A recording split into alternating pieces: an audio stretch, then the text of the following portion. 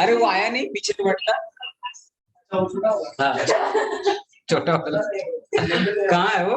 Sir वो दुनिया पत्ता मंदिर गया हुआ है अभी, अभी से मनाने गया है देवी माँ। अभी से देखो, अभी से घूस देने चला गया है कि पास करवा दीजिएगा, लड्डू चढ़ाएंगे, पेड़ा चढ़ाएंगे।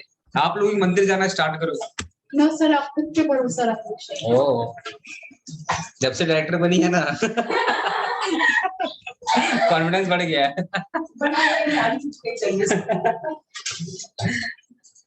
चलो स्टार्ट करते हैं। आज बोलो पहला चैप्टर स्टार्ट करते हैं। पहला चैप्टर क्या है बेसिकली गाइस? पहला चैप्टर स्टार्ट कर रहे हैं। डजंट मैटर आप पहले क्लास किए हो या नहीं किए हो, शुरू से स्टार्ट करते हैं, ठीक है? अभी भी पता है भगवान ने बोलता ना हमेशा चांस देते हैं, सेकंड चांस, थर्ड चांस। ये आप एज्यूम कर लो ये आपका फाइनल चांस है। अगर अभी से भी पढ़ लोगे ढंग से ना, अभी से अगर पढ़ लोगे एग्जाम में अच्छा कर गया होगे। अभी से सब सब्जेक्ट का अभी से अगर पढ़ लोगे। अरे सीयू इतना भी हार्ड नहीं है। नहीं सर है, अभी मेरी सिस्टर क्या एक वीडियो भेजी, देखो तुम लोग पास है कि नहीं? मेरी सिस्टर वो भी तो सेकंड सेमेस्टर में है ना। अभी मैं सर को बोला हूँ, तो सर तो जानते हैं जूही को, मेरी सिस्टर को सर मिले भी है, जूही इधर आई भी है, तो बोल रहे थे उसको बुलाती क्यों नहीं यहाँ पढ़ने वो आती नहीं है एक्शन से। सर से अच्छा बातचीत होता उसको। अभी वो क्या वीडियो भेजी है, कैलकाटा यूनिवर्सिटी है ना,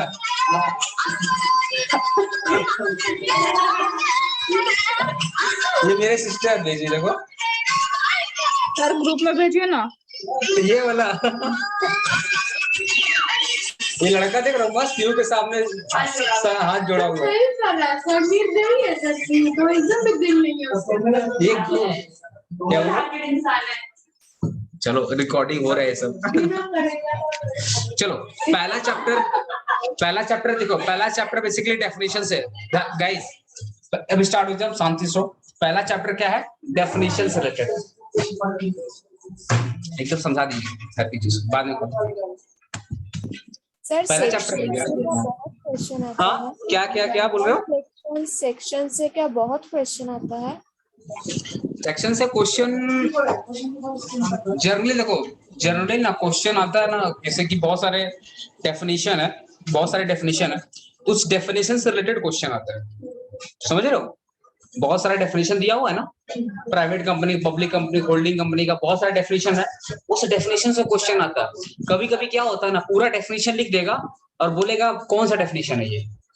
जैसे पूरा डेफिनेशन लिख दिया, बोले कौन सा डेफिनेशन है, क्योंकि हर एक डेफिनेशन में ना बहुत सारा रूल्स है, बहुत सारा पेड अप शेयर कैपिटल है, बहुत सारा कंडीशंस वगैरह है ना, डेफिनेशन बहुत सारा कंडीशंस। ठीक है, कभी कभी ना ये भी पूछ लेता है कि सेक्शन 2 का कौन सा क्लॉज है। जैसे पब्लिक कंपनी का क्लॉज पूछ लिया, पब्लिक कंपनी क्लॉज क्या है, प्राइवेट कंपनी का क्लॉजेस क्या है, क्योंकि डेफिनेशन केस में सब सेक्शन तो होता ही नहीं है। डेफिनेशन केस में क्या होता है, या तो सेक्शन होगा और क्लॉजेस होंगे। डेफिनेशन केस में सेक्शन होगा और क्लॉज होगा, सब सेक्शन होता नहीं है। कभी कभी ना क्लॉजेस पूछ लेता है कि ये डेफिनेशन दे देगा, बोलेगा प्राइवेट कंपनी का कौन सा क्लॉज है। तो इंपॉर्टेंट है, काफी इंपॉर्टेंट है। ठीक है, तो आज मैं रिवीजन कर दूं क्या? टाइप्स ऑफ कंपनी रिवाइज करा दूं। टाइप्स ऑफ कंपनी, क्योंकि टाइप्स ऑफ कंपनी से ना मोस्ट ज्यादा अगर इंपॉर्टेंट अगर है टाइप्स ऑफ कंपनी में, तो प्राइवेट कंपनी से पक्का क्वेश्चन बनता है। प्राइवेट कंपनी से पक्का क्वेश्चन 100% क्वेश्चन बनता है। ठीक है, टाइप्स ऑफ कंपनी मैंने चार्ट बनवाया था ना टाइप्स ऑफ कंपनी का, वो चार्ट देना मेरे को, चार्ट बताना तो टाइप्स ऑफ कंपनी का। हाँ जो मैंने, हाँ कंपनी मैंने बनाया था। लोग गाइस देखो, मैंने चार्ट बनाया था, आपके पास है या नहीं है? ये कैमरा कहाँ गया? ये देखो मैंने चार्ट बनाया था, आप लोग कैमरा दिख रहा है ना चार्ट? सर ये ग्रुप में सेंड कर दीजिए ना। मैं ग्रुप में पूरा पीडीएफ सेंड करवा दूंगा। मैं स्टूडेंट को बोल दिया हूँ, ये तो राइटिंग ठीक लग रहा है मेरे को। ग्रुप में मैं जिसका भी राइट हैंड राइटिंग अच्छा है वो मेरे को पीडीएफ भेजेगा। जिसका मुझे पीडीएफ अच्छा लगेगा मैं ग्रुप में भेज दूंगा। देखो मैंने ना 3 चैप्टर, टोटल 5 चैप्टर है ना, 5 में 3 चैप्टर मैं लिखवा दिया हूँ। अगर वो 3 चैप्टर आप पढ़ के जाओगे ना, उससे क्वेश्चन उसके बाहर आएगा नहीं, क्वेश्चन उसके अंदर ही क्वेश्चन आने वाला है। मतलब आपका सिलेबस का मैं 75% लिखवा दिया हूँ, 25% आपके बुक से मार्क करवाया हूँ। ठीक है, तो मैं 75% तो आपको वैसी सिलेबस इजी हो गया, क्योंकि लिखवाया, पढ़े हो ना बुक से। बुक का लैंग्वेज और मेरा लैंग्वेज कैसा लगा? सर हार्ड क्यों है? बुक का लैंग्वेज मेरा लैंग्वेज है सर ना, आपका लैंग्वेज इजी है।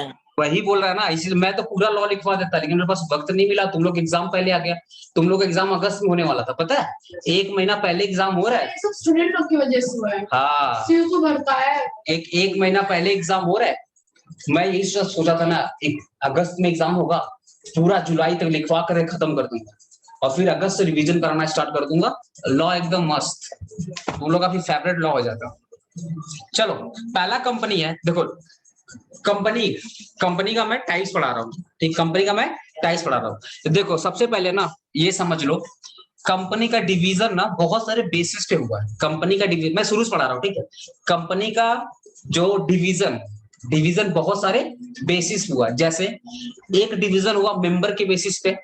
जैसे हम लोग कंपनी पहचानेंगे तो मेंबर के हिसाब से पहचानेंगे। जैसे आपको पता है ना कि प्राइवेट कंपनी में मिनिमम 2 मेंबर होना चाहिए, ओपीसी में 1 होना चाहिए, प्राइवेट मैक्सिमम कितना हो सकता है, 200 मेंबर होना चाहिए। तो ये जो क्राइटेरिया डिसाइड किया गया है ना, वो on the basis of member. तो जो कंपनी का ना जो डिवीजन है वो बहुत सारे बेसिस किया गया, जिसमें पहला है मेंबर, दूसरा है लायबिलिटी, तीसरा है कंट्रोल, चौथा है तुम्हारा साइज के हिसाब से कंपनी क्या होगी, बड़ी कंपनी या छोटी कंपनी, प्लस ओरिजिन। नेक्स्ट क्या है, ओनरशिप, उसके बाद क्या है स्टेटस, और फिर उसके बाद क्या है लिस्टिंग कंपनी। ये सब क्या है कंपनी का डिवीजन।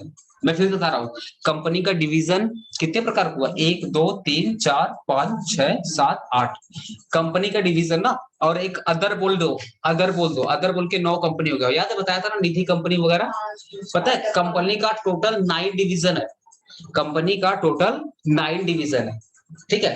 कंपनी का जो टाइप्स का 9 डिवीजन है। पहला मेंबर के बेसिस पे अलग कंपनी होती है, ओरिजिन के हिसाब से अलग कंपनी होती है, स्टेटस के हिसाब से अलग होती है, साइज के हिसाब से अलग होती है, ठीक है, कंट्रोल के हिसाब से अलग होती है, लायबिलिटी के हिसाब से, हाँ लायबिलिटी के हिसाब से कंपनी अलग प्रकार की होती है, ठीक है, लिस्टिंग के हिसाब से अलग प्रकार की होती है। और अदर्स में निधि कंपनी आ जाती है, आईएफएससी कंपनी वगैरह आ जाती है, स्टार्टअप कंपनी वगैरह आ जाती है, ठीक है, डोरमेंट कंपनी आ जाती है, ये सब अदर कंपनी में आ जाती है, ठीक है। जैसे तुम लोगों को बताऊं, तुम्हारे एग्जाम में सबसे अगर मोस्ट इंपॉर्टेंट है ना, तो मेंबर वाला तुम्हारे एग्जाम में जो सबसे ज्यादा इंपॉर्टेंट क्वेश्चन आ सकता है, member liability control, member liability control small, member liability control small, और डोरमेंट कंपनी, ठीक है। ये ज्यादा इंपॉर्टेंट है तुम्हारे एग्जाम के लिए, ठीक है। वैसे तो मैं सब पढ़ा दूंगा, कोई दिक्कत नहीं है। तो पहले मैं डिसाइड करता हूं कि on the basis of member, company का डिवीजन हुआ on the basis of member. तो मेंबर के हिसाब से कंपनी का 3 डिवीजन हुआ है। मेंबर के हिसाब से कंपनी का 3 प्रकार से क्वालिफिकेशन किया गया। बोला पहला जो क्वालिफिकेशन है उसको बोला गया 1% कंपनी। पहला क्या बोला गया, 1% कंपनी। दूसरों को बोला गया, क्वेश्चन के थैंक यू, दूसरों को बोला गया प्राइवेट कंपनी, और तीसरा क्या बोला गया, पब्लिक कंपनी। पहला क्या बोला गया, 1% कंपनी, दूसरा बोला प्राइवेट कंपनी, और तीसरा बोला पब्लिक कंपनी, ठीक है। ये मेंबर के हिसाब से डिवाइड किया गया। लायबिलिटी के हिसाब से भी 3 प्रकार की कंपनी होती है। लायबिलिटी के हिसाब से 3 प्रकार की कंपनी होती है, company limited by guarantee, company limited by share, unlimited company. Liability के हिसाब से 3 प्रकार की कंपनी होती है, company limited by guarantee, company limited by share, unlimited company, ठीक है। वैसे ही कंट्रोल के हिसाब से 3 प्रकार का डिवीजन हुआ, कंट्रोल के हिसाब से 3 प्रकार का डिवीजन हुआ, ठीक है। कंट्रोल के हिसाब से 3 प्रकार का डिवीजन हुआ, ठीक है। Holding company, subsidiary company, associate company. Holding company, subsidiary company, associate company, ठीक है। साइज के हिसाब से एक ही है, कोई बिग कंपनी नहीं होती है, कंपनी बिग नहीं होती है, ठीक है। साइज के हिसाब से एक ही कंपनी होती है, उसको बोलते हैं स्मॉल कंपनी। उसको क्या बोलते हैं, स्मॉल कंपनी, ठीक है। अभी तक हम लोग पढ़े हैं कंपनी का division on the basis of member. तो मेंबर के हिसाब से 3 प्रकार का, 1% company, private company, public company. इसका डिवीजन किसके हिसाब से हुआ, मेंबर के हिसाब से हुआ, ठीक है। जिस कंपनी में जितने मतलब हुआ ना, हम मेंबर को देख करके पहचान जाएंगे कि ये प्राइवेट कंपनी है या पब्लिक कंपनी है या 1% कंपनी है। मैं बोल रहा हूं ना कि कंपनी का डिवीजन हुआ मेंबर के हिसाब से। इसका मतलब कंपनी में जो मेंबर्स है आप उनको देख करके पहचान जाओगे कि ये पब्लिक कंपनी है या प्राइवेट कंपनी है या वन पर्सन कंपनी। एग्जाम्पल, अगर मैं बोलता हूं कि एक कंपनी है उसमें सिर्फ एक ही पर्सन मेंबर है, तो वो कौन सी कंपनी होगी? ओपीसी होगी। एज सिंपल, अगर मैं बोल दिया ना कि एक ऐसी कंपनी जिसमें 5000 मेंबर है, तो कौन सी कंपनी होगी? पब्लिक कंपनी, क्योंकि प्राइवेट में मैक्सिमम 200 हो सकते हैं। बात समझ रहे हो ना? वैसे ही लायबिलिटी के हिसाब से अगर मैं बोल दिया ना एक ऐसी कंपनी है ना जिसकी लायबिलिटी अनलिमिटेड है, उसके मेंबर की लायबिलिटी क्या है? अनलिमिटेड, तो ऑब्वियस सी बात है वो कौन सी कंपनी होगी? Unlimited company. तो ये जो डिवीजन बता रहा हूं समझ में आ रहा है ना? मेंबर के हिसाब से 3, लायबिलिटी के हिसाब से 3 और कंट्रोल के हिसाब से भी 3। कंट्रोल में कौन कौन आ जाएगा? Holding, subsidiary, associate. अच्छा मैं पहले बता दूं मेरा स्पीड बहुत तेज रहेगा, वैसे आज पहला क्लास है तो हो सकता है मैं स्लो रहूंगा, लेकिन क्योंकि देखो 10 दिन में कितना 17 हो, अरे 10 दिन तो कंटिन्यू क्लास तो नहीं होगा ना। 3 महीना पढ़ाया हूँ, 3 महीनों को मेरे को 5 से 6 क्लास में पढ़ाना है। अरे 20-22 तक पढ़ाऊंगा मैक्सिमम, 20-22 तक। उसके बाद आप लोग खुद ही आना बंद कर दोगे। तो मतलब मेरे को ना 2 हफ्ते का क्लास मिलेगा पढ़ाने के लिए। ध्यान से 2 हफ्ते में कितना पढ़ाऊंगा? 6 क्लास होगा ना। अरे 3 के हिसाब से कितना? 6 क्लास होगा। 30-35 क्लास जो मैं पढ़ाया हूँ, ध्यान सुना मेरा प्रॉब्लम समझो, मैं जो 30-35 क्लास 40 क्लास जो मैं पढ़ाया हूँ उसको मैं 6 से 7 क्लास में पढ़ाना है। मेरा स्पीड तो नॉर्मल रहेगा नहीं ना। पहला पहला चैप्टर ही तो 8 क्लास 9 क्लास लग गया था पढ़ाने में, याद है कितना डीप जाकर पढ़ाया था पहला चैप्टर। फिर दूसरा चैप्टर थोड़ा ठीक है। साइज के हिसाब से एक प्रकार की कंपनी होती है, स्मॉल कंपनी, बिग कंपनी नहीं होती है। ठीक है। तीसरा हो गया, नेक्स्ट क्या हो गया? ओरिजिन के हिसाब से। ओरिजिन के हिसाब से 2 प्रकार की कंपनी होती है, एक होती है इंडियन कंपनी और एक होती है फॉरेन कंपनी। एक होती है इंडियन कंपनी और एक होती है फॉरेन कंपनी। ठीक है। ओनरशिप के हिसाब से भी 2 प्रकार की कंपनी होती है।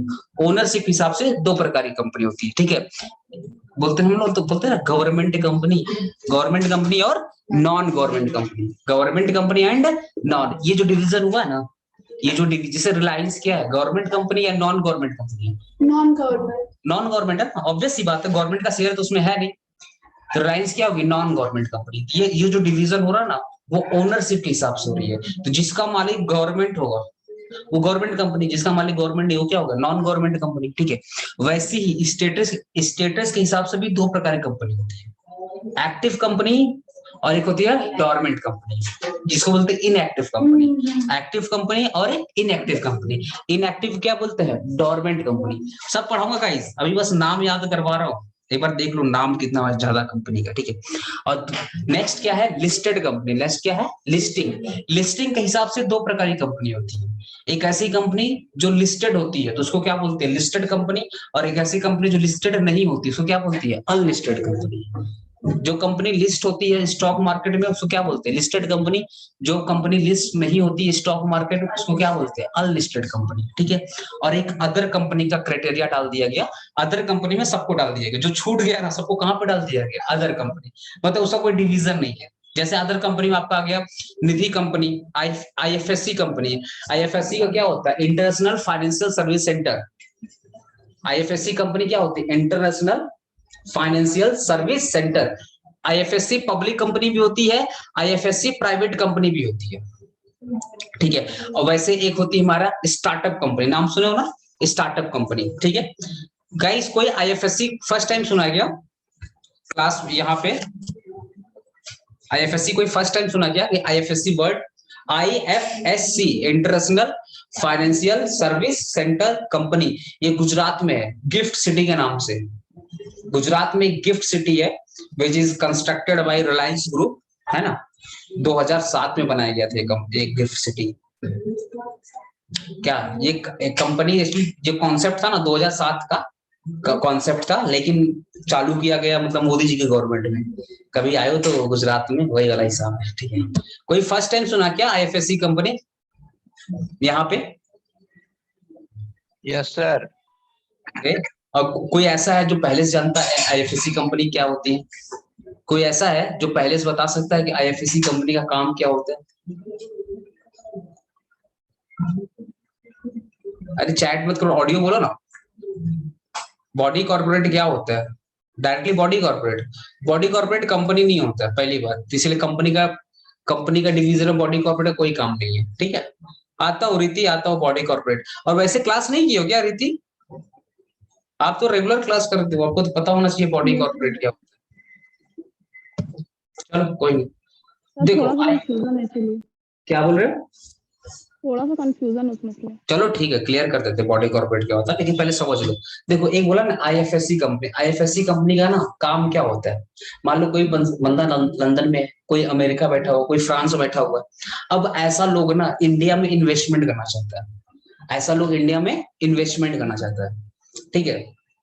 तो अब देखो ऐसा उनके लिए पॉसिबल तो नहीं है ना कि वो लंदन से, अमेरिका से, फ्रांस से टिकट लेकर के वीजा उजा करवा करके इंडिया में आए, फिर इंडिया में स्टे करे। मतलब जितने का इन्वेस्टमेंट नहीं करेंगे उतने ज्यादा उनका खर्चा मिल जाएगा, या जितना वो कमाएंगे नहीं उससे ज्यादा उनका क्या हो जाएगा, खर्चा हो जाएगा। तो वहां से आना, छानबीन करना, लोगों से पूछना, ये उनके लिए काफी मुश्किल हो जाएगा, ठीक है। इसीलिए इंडिया ने क्या किया ना, एक कंपनी बना के रखा। वैसे हर देश के पास आईएफएससी कंपनी होती है, हर एक देश के पास, इंडिया के पास भी है। ये भी नया नया आया है, ठीक है। इंडिया भी 2017 में इसको अडॉप्ट किया है। 2007-8 से ही बात चल रहा था आईएफएससी कंपनी लाओ, लेकिन कांग्रेस गवर्नमेंट नहीं लाई। अभी ये 2017 में इंडिया में है, ठीक है। 15-16 के बाद से है, ठीक है। और इनका पाकिस्तान काम के पास भी है, हाँ क्या बोल रहा? पाकिस्तान के पास भी आईएफएससी कंपनी है। पाकिस्तान में कौन इन्वेस्टमेंट करेगा? पाकिस्तान में आतंकवादी लोग इन्वेस्टमेंट करेगा। उनका उनका बम लोग का बम कैसे गिराना उसका कंपनी हो सकता है। अब वैसे ही पाकिस्तान कोई कंट्री है? सड़ा हुआ कंट्री पाकिस्तान। पाकिस्तान को वर्ल्ड के लेवल कंट्री नहीं मानते। पाकिस्तान का तुम लोग पासपोर्ट का वैल्यू जानते हो कितना है? सब कुछ नहीं है। कंट्री का डिमांड होता है उसका पासपोर्ट देख करके। कंट्री का जो वैल्यू होता है ना पासपोर्ट के हिसाब से जो ये वर्ल्ड वॉर कंट्री पाकिस्तान लोगों से खुद भीख मांग रहा है, उसमें कौन इन्वेस्टमेंट करेगा? वो खुद लोगों से भीख मांग रहा है। सर ये वर्ल्ड वॉर 3 में अब वैसे भी पाकिस्तान वाले लोगों को क्या पता, लुंगी पहन के वो लोग क्या जाने आईएफएससी कंपनी क्या होता है। हाँ लुंगी पहनने वाला क्या जाने, लुंगी भी नहीं है। अब वो भी बिकेगा उन लोग का, सड़ा हुआ लोग। चलो आईएफएससी का देखो, अब मान लो कोई पर्सन तो है ना, हाँ ठीक है। अब मान लो कोई पर्सन है अमेरिका में बैठा हुआ, उसको इंडिया में पैसा लगाना, उसको कहाँ पैसा लगाना है? इंडिया में। अब उसको पता नहीं है कि इंडिया में कहाँ पे पैसा लगाएंगे जिससे उसका पैसा डबल हो जाए, ट्रिपल हो जाए, या जितना लगाए उससे ज्यादा हो जाए। तो अब वो ना आईएफएससी कंपनी को कांटेक्ट करेगा। वो किससे कांटेक्ट करेगा? IFSC company. आईएफएससी कंपनी उसको सजेस्ट करेगी कि इंडिया में आप इस कंपनी में पैसा लगाओ या इस प्रोजेक्ट में पैसा लगाओ, तो आपका पैसा डूबेगा नहीं, आप अच्छा खासा पैसा, अच्छा खासा रेम्यूनरेशन आप कमा करके अपने देश ले जाओगे। उसके बदले आईएफएससी कंपनी अपना फीस चार्ज करेगी। अरे एडवाइस देगी फ्री में थोड़ी देगी, एडवाइस देगी फ्री में देगी। तो ये लोग बेसिकली ना फॉरेन जो कस्टमर होते हैं ना, फॉरेन जो इन्वेस्टर होते हैं, उनको एडवाइस देते हैं कि आप यहाँ पैसा लगाइए, वहां पैसा लगाइए, इस प्रोजेक्ट में पैसा लगाइए, इस गवर्नमेंट बॉन्ड में पैसा लगाइए, नॉन गवर्नमेंट बॉन्ड में पैसा लगाइए। उनका बस यही काम रहता है, उनको सजेस्ट करना, उनको एडवाइस देना। अच्छी बात है नहीं अच्छी बात है? वो घर बैठे फोन लगाएंगे, मस्त घर में कॉफी पी रहे हैं, फोन लगा लिया, बात कर लिए। फिर आईएफएससी उनका सारा इंतजाम कर देगी। आईएफएससी कंपनी पता है पूरा ब्रोकरी वाला काम करती है। जिस कंपनी में एडवांस, मान लो उसने सजेस्ट किया कि रिलायंस में पैसा लगा दो, वो रिलायंस का बैंक अकाउंट नंबर सब कुछ दे देगी। बोलेगी ना आप मेरे को पैसा दो, आपके बिहाफ में हम सारा काम कर देंगे। मतलब पूरा ब्रोकरी वाला काम करता है। लेकिन ये किसका ब्रोकर है? आईएफएससी कंपनी किसका ब्रोकर है? फॉरेन कस्टमर का। क्योंकि देखो वो तो उतना दूर से आ नहीं पाएंगे, तो उनके बिहाफ में उनका पैसा यहाँ पे वो लगाती है, उसके बदले अपना कमीशन लेती है। तो क्या गलत कर रही है इसमें? मेहनत तो कर रही है ना। अब यही दिक्कत है ना कि हमारे इंडिया में उतना कॉन्सेप्ट भी चला नहीं। रीजन क्या है ना कि वर्ल्ड बैंक बोलता है कि इसको मुंबई में लगाओ। वर्ल्ड बैंक 2008 में रिपोर्ट दिया था कि इसको मुंबई में लगाओ। 2014 में भी जब नया नया गवर्नमेंट बनी थी मोदी सरकार को, बोला था कि इसको मुंबई में रखो। इसको कहाँ पे लगाओ? मुंबई में रखो। हमारे गुजराती भाई आ गए, मोदी जी गुजरात में बुला लिया उसको। गुजरात में गांधी जी नगर के पास में गिफ्ट सिटी है, वहां पे उसको कर दिया आईएफएससी कंपनी। तो कॉन्सेप्ट ऑलमोस्ट फ्लॉप है। गिफ्ट सिटी रिलायंस ग्रुप, पूरा सिटी का नाम है गिफ्ट सिटी, नहीं नॉर्मल सिटी है, गिफ्ट सिटी है, ठीक। चलो अब मैं ना ये सारा डिवीजन बता दिया, member, liability, control, size, foreign origin, ownership, status, listing. अब मैं ना थोड़ा मेन समझा रहा हूँ, कंपनी का नाम समझा रहा हूँ, ठीक है। जैसे सबसे पहले ना हम लोग बात करते हैं व्हाट इज कंपनी। अरे कंपनी के बारे में पढ़ने जा रहे हैं, सबसे पहले यही तो पढ़ लेना कंपनी क्या होता है। What is company. तो सबसे पहले ये पढ़ लो ना कि आपका जो एक्ट का नाम है ना, आपका एक्ट का नाम है the companies act 2013। The companies act 2013। इसके पहले भी हमारा कंपनी एक्ट था, हमारा जो पुराना कंपनी एक्ट था। एग्जाम में पूछता भी है कभी कभी ना, लोल वाला क्वेश्चन पूछता है एग्जाम में। सर इसे पूछो। हाँ पूछेगा कि आपका पुराना वाला कंपनी एक्ट क्या था। तो हमारा जो पुराना कंपनी एक्ट था वो 1956 1956 1956, ठीक है। हमारा जो पुराना कंपनी एक्ट था उसका नाम क्या था, the companies act 1956। The company act 1956, ठीक है। तो अब द कंपनी एक्ट, ये तो पुराना वाला था, इसको रिपील्ड कर दिया गया, उखाड़ के फेंक दिया गया, उसके जगह पे एक नया एक्ट आ गया, और नया एक्ट का नाम क्या है, द कंपनीज एक्ट 2013। अब द कंपनी एक्ट 2013 बोलता है ना, company means a company, company means a company. अच्छा कोई क्लॉज बताएगा कंपनी का क्लॉज क्या है। देखो सारा डेफिनेशन ना सेक्शन 2 में डिफाइन किया गया, सारा डेफिनेशन किसमें डिफाइन किया गया है, सेक्शन 2 में, ठीक है। कंपनी का जो क्लॉज नंबर 20, कंपनी का क्लॉज नंबर क्या है 20, सेक्शन 2 क्लॉज 20। मैं इसको लिख के बता दे रहा हूँ, कैमरा सामने है नहीं, अब समझ में नहीं आ रहा कैमरा, एक बार पूछो तो कैमरा कहाँ गया, हैप्पी जी लाओ, जाओ जाओ जाओ जाओ बुलाओ तो, सामने वाला कैमरा कहाँ चला गया। क्या बोल रहे हैं सर। अरे ये कैमरा यहाँ चला गया। हेलो सर हाँ सुनिए हाँ ना, बोले, पहले जरा दिक्कत होता है क्लॉज सेक्शन सब बता रहा बता। तो कैसे पढ़ाई, ये वाला ऊपर कर दे, कैमरा बंद कर देंगे, कैमरा बंद कर देना, ठीक है। ये वाला कैमरा से पढ़ेंगे तो मैं अभी कुछ लिखना रहेगा कैसे, तो बंद कर दीजिए, बंद कर देना। एक मिनट गाइस बता रहा हूँ तुम लोग का प्रॉब्लम सॉल्व कर। मैं कैमरा ऑफ कर रहा हूँ, ठीक है, क्योंकि बाहर भी जो कैमरा लगता है वो खराब है। हमारा सेंटर का यही पहचान है, हम सबसे यूनिक सेंटर है हमारा, मोनोपोली है सब। यही देख कर लड़का लोग पढ़ने आता है, बोला 1.5 घंटे क्लास रहता है, आधा घंटा तो सर्विस ही खराब रहती है, पूरे 1 घंटे क्लास होता है। चलो सच्चाई बोलने में क्या है, ज्यादा ज्यादा क्या करे, मेरे को यहाँ से निकाल देगा, उसको पहले मैं खुद निकल जाएगा। अरे कोई भगाए इससे पहले खुद ही भाग जाओ ना। देखो ये जो डेफिनेशन होता है ना, ध्यान समझना, डेफिनेशन सबको दिख रहा है ना, स्क्रीन सबको दिख रहा है। Yes sir. चलो Yes, sir. Okay okay. अब ये जो डेफिनेशन होता है ना, डेफिनेशन ये जो कंपनी लॉ में सारा डेफिनेशन ना सेक्शन 2 में दिया गया है। किसमें दिया गया है, सेक्शन 2। ये पूरा चैप्टर ही है, सेक्शन 2 का पूरा चैप्टर ही है, ठीक है। कंपनी लॉ में टोटल कितने चैप्टर है, 29 चैप्टर है। कंपनी लॉ में पूरे 29 चैप्टर है। मैं सब लिखवाया हूँ गाइस पीडीएफ में, आप पढ़ लीजिएगा, सब में लिखवाया हूँ, पीडीएफ आप लोगों को मिल जाएगा, डोंट वरी। टोटल 29 चैप्टर है। 29 में ना जो चैप्टर नंबर 2 है, जो चैप्टर नंबर 2 है, ये पूरा का पूरा डेफिनेशन है, ये पूरा का पूरा डेफिनेशन, ठीक है। अब लॉ में क्या होता है ना, डेफिनेशन केस में सब सेक्शन नहीं होता है, ध्यान समझना। लॉ के केस में सब डेफिनेशन केस में, इन लॉ जब मैं लॉ की बात करता हूं तो जो डेफिनेशन वाला पोर्शन होता है ना, उसमें सब सेक्शन नहीं होता है। क्यों नहीं होता है, ध्यान समझना। क्या होता है, सेक्शन में ना जो चीज लिखी रहती है, सेक्शन में जो चीज लिखी रहती है उसी से रिलेटेड सब सेक्शन में होता है, उसी से रिलेटेड किसमें होता है, सब सेक्शन में। लेकिन क्या होता है ना, डेफिनेशन क्या है, देखो अब लॉ का में ना डेफिनेशन, पहला डेफिनेशन क्या है, सेक्शन 1 क्लॉज 1, सेक्शन 1 क्लॉज 1, इसमें डिफाइन किया गया एब्रिज प्रॉस्पेक्टस। क्या डिफाइन किया गया है, एब्रिज प्रॉस्पेक्टस, ठीक है। अब मैं एग्जांपल समझना, ठीक है, एब्रिज प्रॉस्पेक्टस। अब सेक्शन 2 क्लॉज 20 में डिफाइन किया गया कंपनी। ध्यान समझना, मैं क्या समझाने की कोशिश, ठीक है। और सेक्शन 2 क्या बोलता है, डेफिनेशन। सेक्शन 2 क्या बोलता है, डेफिनेशन। सेक्शन 2 क्या बोलता है, डेफिनेशन। अब ध्यान समझना, हेलो ध्यान समझना, ये बोलता है डेफिनेशन, सेक्शन 2 क्या है, डेफिनेशन। सेक्शन 1 में क्या है, एब्रिज। सेक्शन 2 में क्या है, सेक्शन 2 क्लॉज 20 में क्या है, कंपनी, ठीक है। अब सेक्शन 2 क्लॉज 2, सेक्शन 2 क्लॉज 3, सब में ना अलग अलग डेफिनेशन दिया गया है।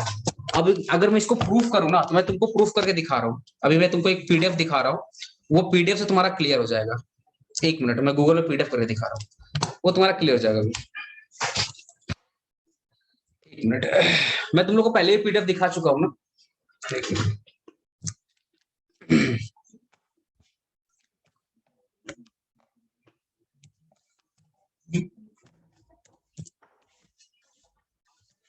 कंपनीज एक्ट 2013 पीडीएफ, ठीक है, ये पीडीएफ है कंपनी एक्ट का। अब देखो ये पीडीएफ है, ठीक है।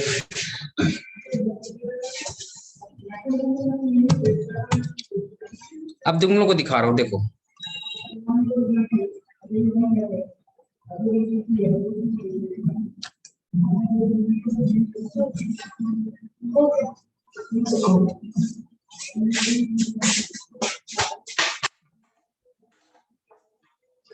अब देखो, देखो आ गया डेफिनेशन। देखो ये देखो, तुम लोग ध्यान सुनना, ये चीज देखना जिसको मैं अंडरलाइन कर रहा हूँ, ये क्या है डेफिनेशन, ठीक है। ये सेक्शन 2 है जिसको मैंने अंडरलाइन किया, ये क्या है सेक्शन 2, इसमें क्या है डेफिनेशन, पूरा सेक्शन 2 में पूरा डेफिनेशन दे दिया।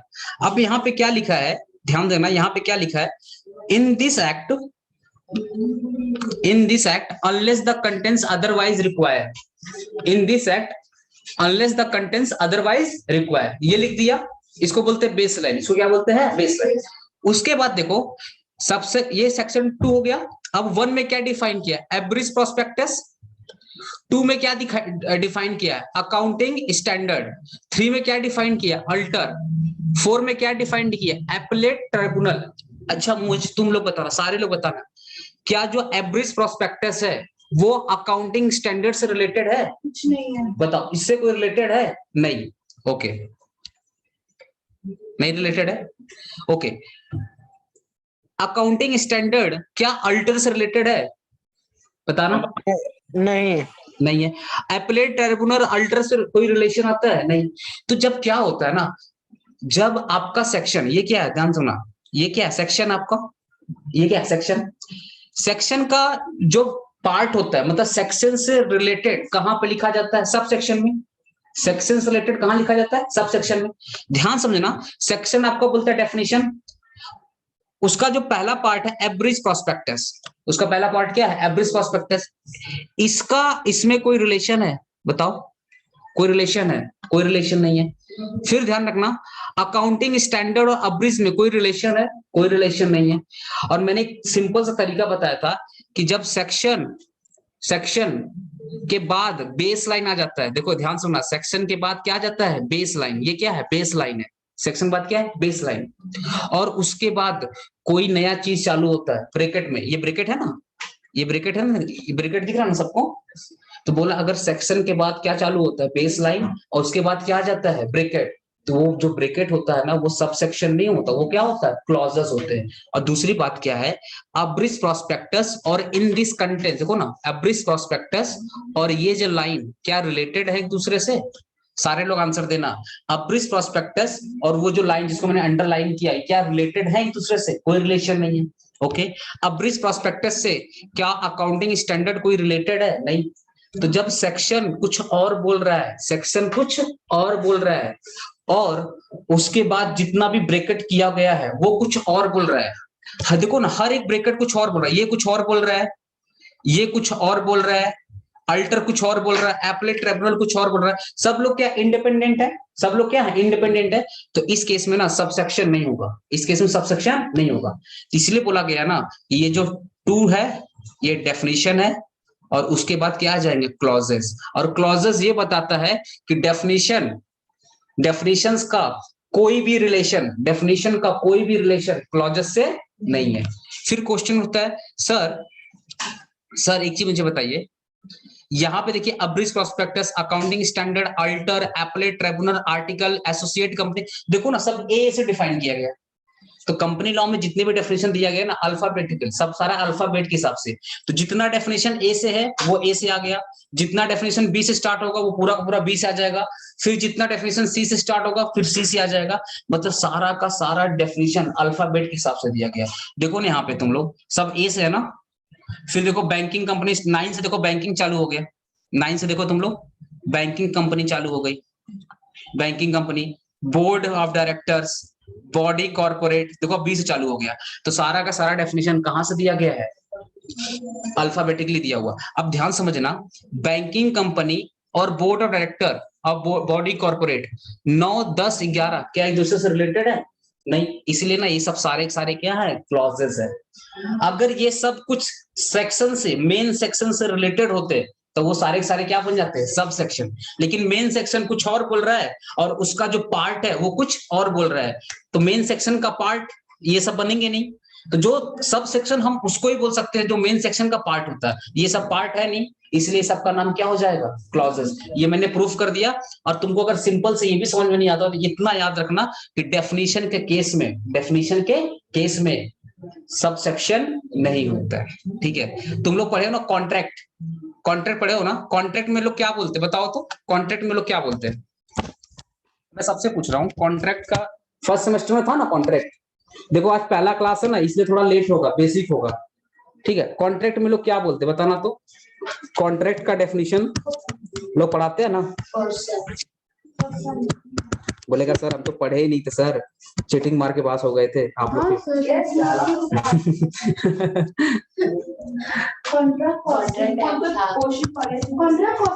ऐसे दिखा था ना, ऐसे लिखा गया था ना। अब ये क्या है, कोई पढ़ के मुझे बताएगा? ये जो सेक्शन 2 सब सेक्शन एच है या क्लॉज एच है? क्लॉज है। क्यों बताना गाइस, ये सेक्शन 2 है, एच क्या है? सब सेक्शन या क्लॉज है? क्लॉज है। क्लॉज है। क्यों क्लॉज आया? क्योंकि बेसिकली ये डेफिनेशन है, ये डेफिनेशन है। तो कॉन्ट्रैक्ट एक्ट का ना जो सेक्शन 2 है वो क्या बताता है? डेफिनेशन। उसके बाद वो सारा डेफिनेशन दिया। सर तो सब सेक्शन कब होगा? सब सेक्शन कब होगा बाबू? जब ना, जैसे मान लो एक सेक्शन है सेक्शन 4, इसने यहाँ पे कुछ लिखा, इसने कुछ लिखा, ठीक है।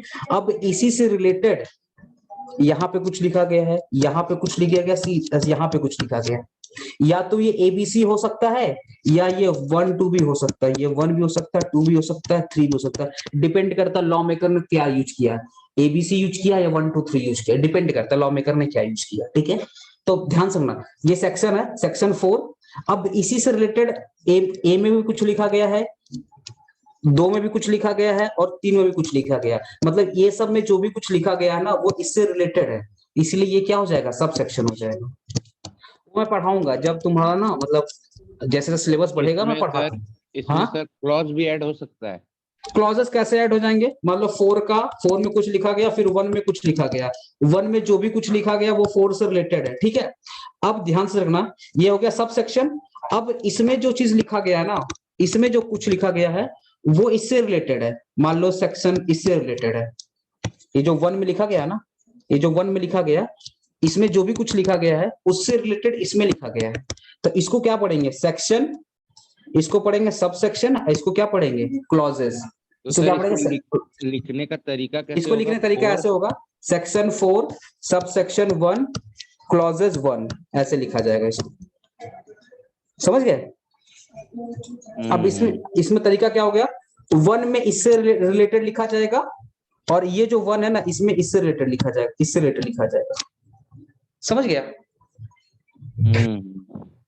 वो समझ में आएगा तुम्हारा जैसे सिलेबस आगे बढ़ेगा। ठीक है, अब देखो हमारे यहाँ ना कंपनी का डेफिनेशन सबसे पहले क्या डिफाइन किया गया? कंपनी। तो कंपनी का बोला गया है सेक्शन 2। हाँ सर 1 4 से रिलेटेड है, ठीक है, और फिर जो लास्ट वाला 1 है वो सेकंड लास्ट वाला 1 से रिलेटेड ये है। ये वाला ना। हाँ तो आप तो बोले थे सर कि क्लॉज में कोई रिलेटेड नहीं रहता है।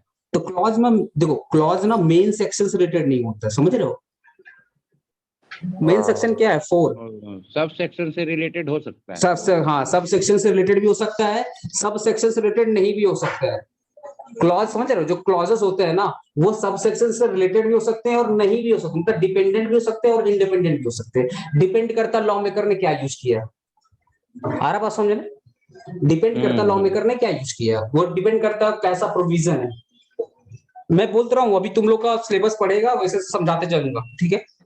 अब जो पहला डेफिनेशन है सेक्शन 2 क्लॉज 20, पहला डेफिनेशन क्या है, सेक्शन 2 क्लॉज 20, इसमें ना डेफिनेशन दिया गया कंपनी का, यार पेन ही नहीं चल रहा है, किसका डेफिनेशन दिया गया, कंपनी का, पेन नहीं चल रहा है, कंपनी।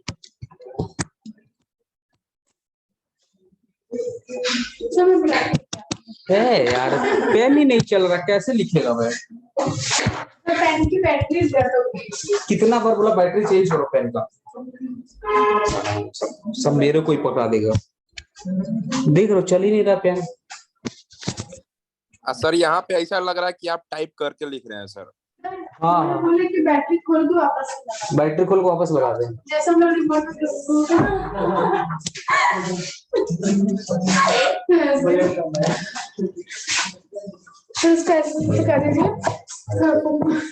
दीवार पे सर घासिए ना बैटरी को।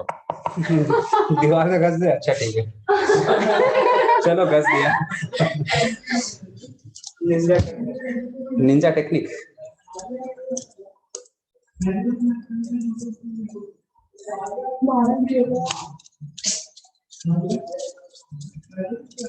चलो चलो काम कर रहे हो, वेरी गुड।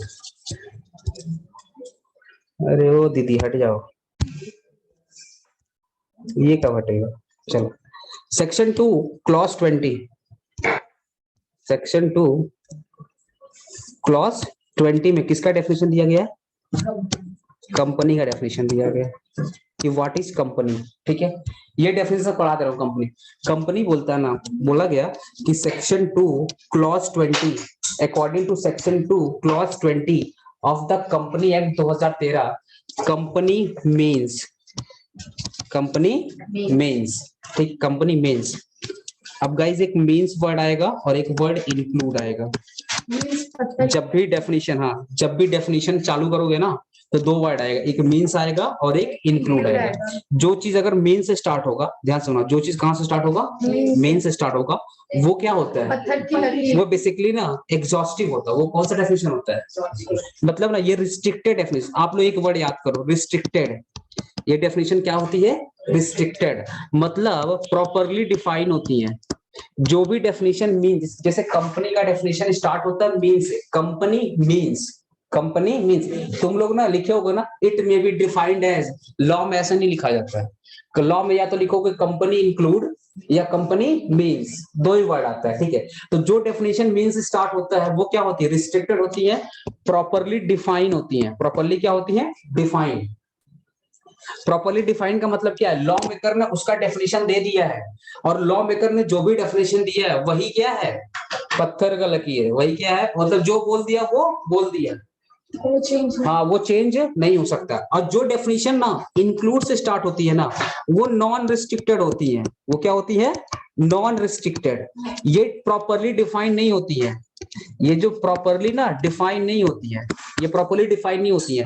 इसको आप एक्सटेंड कर सकते हो, इसको आप एक्सटेंड कर सकते हो। ये जो प्रॉपरली देखो, जो डेफिनेशन मीन से स्टार्ट होती है ना, इसको आप एक्सटेंड नहीं कर सकते, not extended, not extended. But include, जो इंक्लूड वाला डेफिनेशन होता है ना, ये प्रॉपरली डिफाइन नहीं होती है।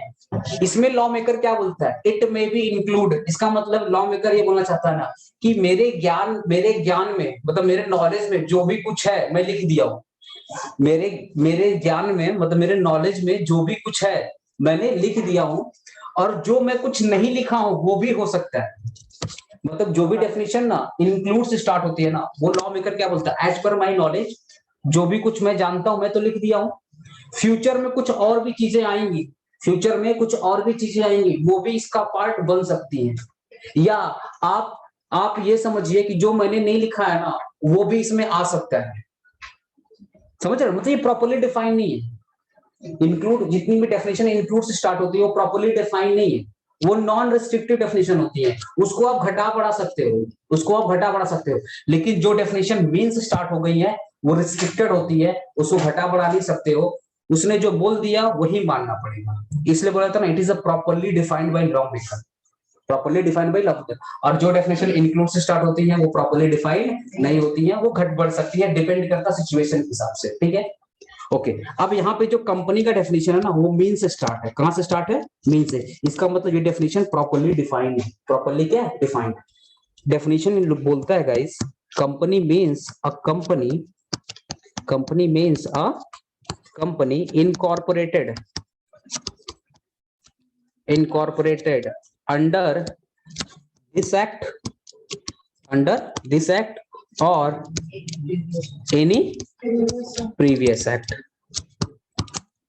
बोला ना, company means a company, company means a company incorporated under this act. This act मतलब 2013 वाला, दिस एक्ट मतलब जो करंट वाला एक्ट चल रहा 2013, और under any previous act. Previous act कौन सा हो गया? 1956। बोला ना, कंपनी मीन्स अ कंपनी, बोला कंपनी वही है जो कंपनी एक्ट के हिसाब से, बोला ना under this act.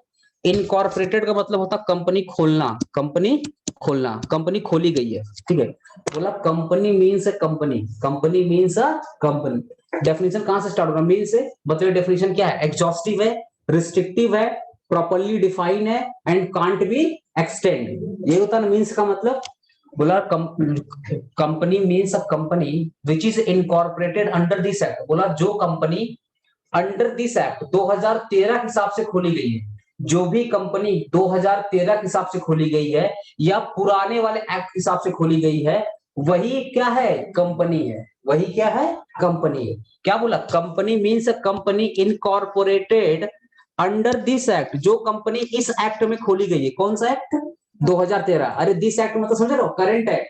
Current act क्या? 2013। तो बोला जो कंपनी इनकॉर्पोरेट किया गया है इस एक्ट के हिसाब से, ये वाला एक्ट मतलब 2013 के हिसाब से खोला गया है, या पुराना वाला एक्ट। पुराना वाला एक्ट क्या है? 1956। बोला जो कंपनी या तो इस एक्ट के हिसाब से खोली गई है या इस एक्ट के हिसाब से खोली गई है, वही क्या है? कंपनी है। ऑब्वियस सी बात है, आज अगर आप कंपनी खोलना चाहोगे, आज अगर आप कंपनी खोलना चाहोगे, समझ रहे हो, तो कौन सा एक्ट फॉलो करोगे? 1956 या 2013? ऑब्वियस सी बात है, करंट वाला। तो जो करंट कंपनी लॉ है उसको फॉलो करोगे। कैसे फॉलो करोगे? लॉ में जैसे लिखा गया है कंपनी खोला जाएगा। लॉ में जैसे जैसे लिखा गया है ये स्टेप्स है कंपनी खोलने के लिए, आपको वही स्टेप्स फॉलो करना पड़ेगा। तो जो भी आप कंपनी खोलोगे वो 2013 के हिसाब से खोलोगे, तो वही बोला ना, वही बोला, वही कंपनी है। वही बोला कंपनी है कि जो आप एक्ट के हिसाब से कंपनी खोलोगे वही क्या है? कंपनी है। अब इसको मैं समझाने के लिए, मान लो मैंने एक कंपनी खोला XYZ, मैंने एक कंपनी खोला XYZ private limited, private limited. लेकिन मैंने ना ये कंपनी खोलते वक्त मैंने लंदन का कंपनी लॉ फॉलो किया, लंदन का कंपनी लॉ फॉलो किया। क्या वो इंडिया में XYZ प्राइवेट लिमिटेड को हम लोग कंपनी मानेंगे? No sir. नहीं, क्योंकि ये जो कंपनी है ना XYZ प्राइवेट लिमिटेड, क्या वो हमारे कंपनी एक्ट के हिसाब से खोली गई, चाहे करंट कंपनी एक्ट हो या प्रीवियस कंपनी एक्ट हो? बोला ना हमारे देश में कंपनी वही है, हमारे, थैंक यू भैया। बोला हमारे देश में ना कंपनी वही है जो हमारे लॉ के हिसाब से खोला जाएगा। हमारे देश में हम कंपनी उसको ही बोलेंगे जो हमारे लॉ के हिसाब से खोला जाएगा, हमारे कंपनी लॉ के हिसाब से खोलेंगे। तो हमारा अपना कंपनी लॉ है ना, कंपनी लॉ 2013, कंपनी लॉ 1956 है ना। बोला हमारे हिसाब से जो खोलोगे ना हम उसको ही कंपनी खोलोगे। अब मान लो मैंने ना XYZ प्राइवेट लिमिटेड खोला, लेकिन मैंने इंडिया का कंपनी लॉ फॉलो नहीं किया, हमने लंदन का कंपनी लॉ फॉलो किया। तो इंडिया बोला ना तुम भाई इंडिया का कंपनी लॉ नहीं फॉलो कर रहे हो, तो लंदन के हिसाब से कंपनी हो सकते हो, मेरे हिसाब से कंपनी आप नहीं हो, तो मतलब मेरे को कंपनी का स्टेटस यहाँ पे नहीं मिला। अच्छा आज तुम बताओ, ये जो रिलायंस है, ये जो टाटा है, ठीक है, या हमारा, चलो आपका एक कंपनी मान लेता हूं, मान लो आपका एक कंपनी ए लिमिटेड, ये जितनी भी कंपनी है ये सारा का सारा किसके हिसाब से खोला गया होगा? इंडिया कंपनी लॉ या किसी दूसरे का? इंडिया के हिसाब से ना, तो इंडिया के हिसाब से ये कंपनी है, इंडिया के हिसाब से ये कंपनी है। तो बोला ना, अगर मैं सिंपल सा डेफिनेशन समझाऊं कंपनी का, बोला ना जो आप इंडिया का जो कंपनी लॉ है अगर उसके हिसाब से आप इनकॉर्पोरेट करते हो तो वही क्या है? कंपनी है। अगर आप किसी दूसरे देश का कंपनी लॉ फॉलो करते हो तो वो हमारे देश में कंपनी नहीं है। तो हमारे देश में कंपनी वही है जो हमारे एक्ट के हिसाब से खोली गई है, या वो करंट वाला एक्ट हो सकता है या पुराना वाला एक्ट। जैसे रिलायंस है, अब रिलायंस तो 2013 कंपनी है नहीं, 2013 से पहले खोली गई है। ये कब खोली गई होगी? 1956। रिलायंस कब की खोली गई है? 1956 के हिसाब से खोली गई है। तो बोला है ना, या तो अभी वाला एक्ट के हिसाब से खोलो, अभी वाला एक्ट के हिसाब से खोलो, या पुराने वाला एक्ट के हिसाब से खोलो। या तो अभी वाला एक्ट के हिसाब से खोलो या पुराने वाला एक्ट के हिसाब से खोलो, तब आपको क्या बोला जाएगा? कंपनी बोला जाएगा। ठीक है। अच्छा, मैं तुम लोग का टेस्ट ले रहा हूँ। चलो, मैंने कंपनी खोला सी लिमिटेड, मैंने कंपनी खोला सी लिमिटेड, लेकिन मैंने ना यहाँ पे पाकिस्तान का कंपनी लॉ फॉलो किया। क्या इंडिया में ये सी लिमिटेड कंपनी है? नो। ऑनलाइन वाले आप बताइए। नहीं है सर। बिल्कुल नहीं है। लेकिन अगर यही सी लिमिटेड ना, मैंने इंडिया का कंपनी लॉ, मतलब 2013 जो इंडिया कंपनी लॉ, इसको फॉलो करते हुए खोला, इसको फॉलो करते हुए खोला, तो क्या इंडिया में ये कंपनी है? बिल्कुल कंपनी है। तो कंपनी का डेफिनेशन सिंपल, बोला company means a company. Company means एक ऐसा company incorporated under this act, जो इस एक्ट में खोला गया है, और अंडर एनी प्रीवियस एक्ट, या पुराने वाले एक्ट के हिसाब से खोला गया। और पुराना एक्ट हमारा क्या? 1956। मैंने पूरा कहानी सुना दिया था ना, कितना पुराना एक्ट हमारा, बता सकता है कोई? इतना पुराना एक्ट है तुम लोग? देखो हमारा जो पुराना एक्ट क्या है, 1956, उसके बाद 1936 ना, 1936, फिर 1912, फिर 1888, फिर 1844, मेरा जन्मदिन 1884। ये हमारा पुराना कंपनी लॉ है गाइस। 1844 में सर कौन चलाता था कंपनी? हाँ, 1844 हमारे तुम लोग कॉलेज में जाओ ना, कॉलेज में बहुत सारी कंपनी ना, 200 साल पुरानी कंपनी है। 200 साल पुरानी कंपनी है कॉलेज स्ट्रीट में। उसका पूरा ढांचा बिगड़ गया है कंपनी का। अरे जिन्हें तो इनहेरिटेंस में चलते आ रहा है। अच्छा। इनहेरिटेंस। टाटा खुद ही खोली, टाटा कब खोली बता दो? सर 1936 के कंपनी लॉन्च है। टाटा कब खोली गई बताओ? 36 के पास बताओ, टाटा 36 मतलब इसमें तो नहीं खोला गया होगा, इसमें खोला गया होगा, या तो इसमें, या तो इसमें, या तो इसमें, या तो इसमें, किसी में खोला गया होगा ना। इतना पुराना कंपनी लॉ है हमारा। 1844 हमारा कंपनी लॉ चलते हुआ है। और लेटेस्ट वाला कौन सा है? 2013। अच्छा, ये सब क्या जिंदा है? नहीं, इन सबको रिपील कर दिया गया, उखाड़ के फेंक दिया गया इन लोगों को, इन लोगों को उखाड़ के फेंक दिया गया। चलो, अब मैं थोड़ा सा एग्जाम से रिलेटेड क्वेश्चन पढ़ रहा हूँ। हम लोग डेफिनेशन पढ़ लिए, कंपनी डेफिनेशन पढ़ लिए, बोला कंपनी। अच्छा हाँ बोलो। सेक्शन 2 में सर कितना क्लॉज है सर? 95 बाबू, लेकिन तुम्हारे एग्जाम में इतना नहीं है। 95 मैं वही समझाने जा रहा हूँ, वही मैं समझाने जा रहा हूँ। सुनो, हमारे कंपनी लॉ का टाइटल क्या है? सुनो, एग्जाम में ना सर एक और क्वेश्चन है। बोलो बोलो, बिल्कुल बोलो, आराम से पूछो। हम लोग बीकॉम में सर कितना सेक्शन पढ़ना है? सेक्शन 1 से लेके कितना तक? तुम्हारे बीकॉम में ना ज्यादा ज्यादा कितना डेफिनेशन? 20 ना? कितना डेफिनेशन पढ़ा है मैंने टोटल? एक मिनट बता रहा हूँ। इस चैप्टर में कितना पढ़ा है बता रहा हूँ। एक मिनट, 3 इधर है, 3 6 3 9 10 10 12 13 और भी तो होंगे इसके अलावा। 18 तक ना बाबू। इस चैप्टर में टोटल 20 पढ़ना पड़ेगा तुमको। 20 सेक्शन पढ़ोगे, चैप्टर कंप्लीट हो जाएगा। नो सर, चैप्टर नहीं, पूरा सिलेबस कितना सेक्शन होगा सर बीकॉम का? सिलेबस तो बहुत ज्यादा होगा, बहुत ज्यादा होगा। सिलेबस में तो बहुत ज्यादा है बताना मुश्किल हो जाएगा। वैसे पूरे कंपनी लॉ में 470 सेक्शन है, ठीक है, वो तुम्हारे सिलेबस में इतना नहीं है। ये सब सीएस में आता है, तुम्हारा सेक्शन उतना नहीं। अभी मैं पढ़ा रहा हूँ, क्या चैट क्या पढ़े सर टाटा 1868 में स्टेब्लिश हो। बताओ 1868, तो अगर 1868 1868 में खोला गया होगा, तो टाटा ने 1844 वाला कंपनी लॉ फॉलो किया होगा। अगर टाटा 1868 में खोला गया था, तो 1844 वाला एक्ट फॉलो। सोचो कितनी पुरानी कंपनी है टाटा। 1844 का जो एक्ट होगा, क्योंकि 1888 में नया एक्ट आ गया था। ये कब खोला गया था? 1868। तो इसके हिसाब से ये वाला एक्ट फॉलो किया होगा। सोचो कितना पुराना एक्ट, कितनी पुरानी कंपनी टाटा। चलो, टाइटल क्या है हमारे एक्ट का? टाइटल क्या है? The Company Act 2013. Very good. The companies act. Act का ए बड़ा रहेगा गाइस। देखो, अगर आप ये वाला एक्ट लिखते हो ना, इसको बोलते हैं करने वाला एक्ट, मतलब काम करने वाला एक्ट। जब मैं पढ़ा रहा हूँ ना, तो I am acting as a teacher, मैं टीचर की तरह पढ़ा रहा हूँ, ये एक्ट कर्मा वाला एक्ट हो गया। और ये एक्ट मतलब लॉ, कानून वाला एक्ट, ठीक है। The companies act 2013। तुम लोग बताओ, फटाफट में लिखवाया हूँ सब, बताओ। टाइटल ये है, शॉर्ट एक्सटेंड क्या है गाइस? एक्सटेंड मैं सब भेज दूंगा, अभी भेज दूंगा सब। सर शॉर्ट टाइटल हो गया। ये टाइटल हो गया। हमारा टाइटल क्या है? The companies act 2013। Sir short title है द कंपनीज एक्ट 2013। एक्सटेंड मतलब अब कहाँ तक है? Whole of India. अच्छा, होल ऑफ। ये पता है, whole of India. Company law ना होल ऑफ इंडिया है। ये पूरे ध्यान समझना, ठीक है। ये कंपनी लॉ पूरे होल ऑफ इंडिया फॉलो। अच्छा, बहुत लोग बोलते हैं ना कि ये जम्मू कश्मीर वाला मामला खत्म होने के बाद होल ऑफ इंडिया, ऐसा नहीं है। कंपनी लॉ ना शुरू से होल ऑफ इंडिया रहा है। जैसे इंडियन कॉन्ट्रैक्ट एक्ट पढ़े हो ना, it is applicable whole of India except Jammu and Kashmir. Company law में ऐसा नहीं है। जब कंपनी लॉ 2013 में लाया गया था ना, तभी से ही होल ऑफ इंडिया है।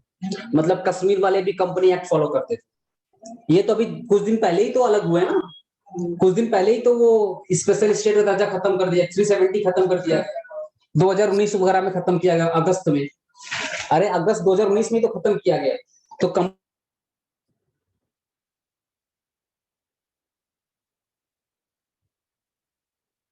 सर आपका आवाज कट गया सर।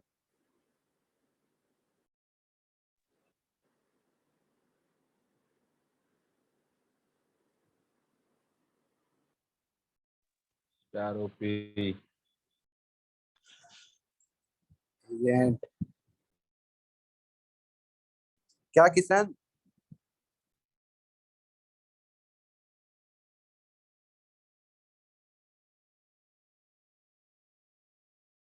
किशन गया पर्सनली फोन लगाने सर।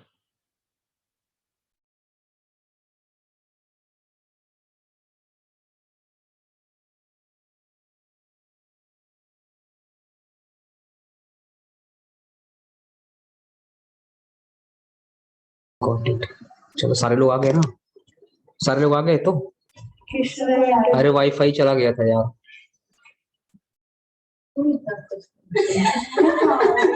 सब लोग आ गए हो ना?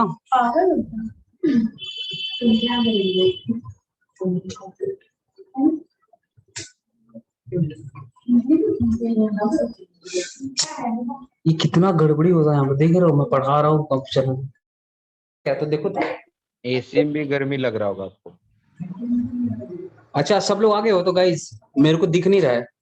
Yes sir. चलो, अरे वाईफाई चला गया ना। रूल कितना? 38 प्लस रूल है, ठीक है। 38 क्या बोल रहे हो? सर आपका स्क्रीन नहीं दिख रहा है सर। स्क्रीन नहीं दिख रहा है सर। Okay okay. अरे वाईफाई चला गया था, रुको रुको मैं ठीक करता हूँ। भाई स्क्रीन क्या बोल रहे हो किशन? मैं ठीक कर रहा हूँ, स्क्रीन नहीं दिख रहा, मैं ठीक कर रहा हूँ, एक मिनट।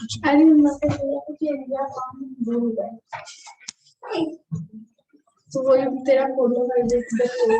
अरे तुमको देखिए बोला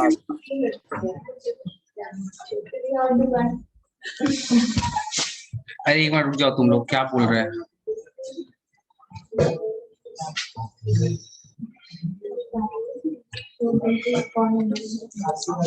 शेयर कर दिया, अब दिख रहा है screen? Yes sir. Yes sir. Okay. Rule कितना? 38 प्लस रूल है, ठीक है सर शॉर्ट एक्सटेंड के बाद पढ़ाइए सर फिर से। Short extend whole of India. Short extend क्या? Whole of India.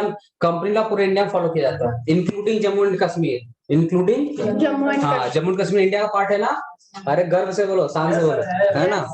Total section कितना है? 470। रूल कितने हैं? 38। मोर देन 38 और 38 प्लस रूल, इससे ज्यादा भी नहीं, ठीक है।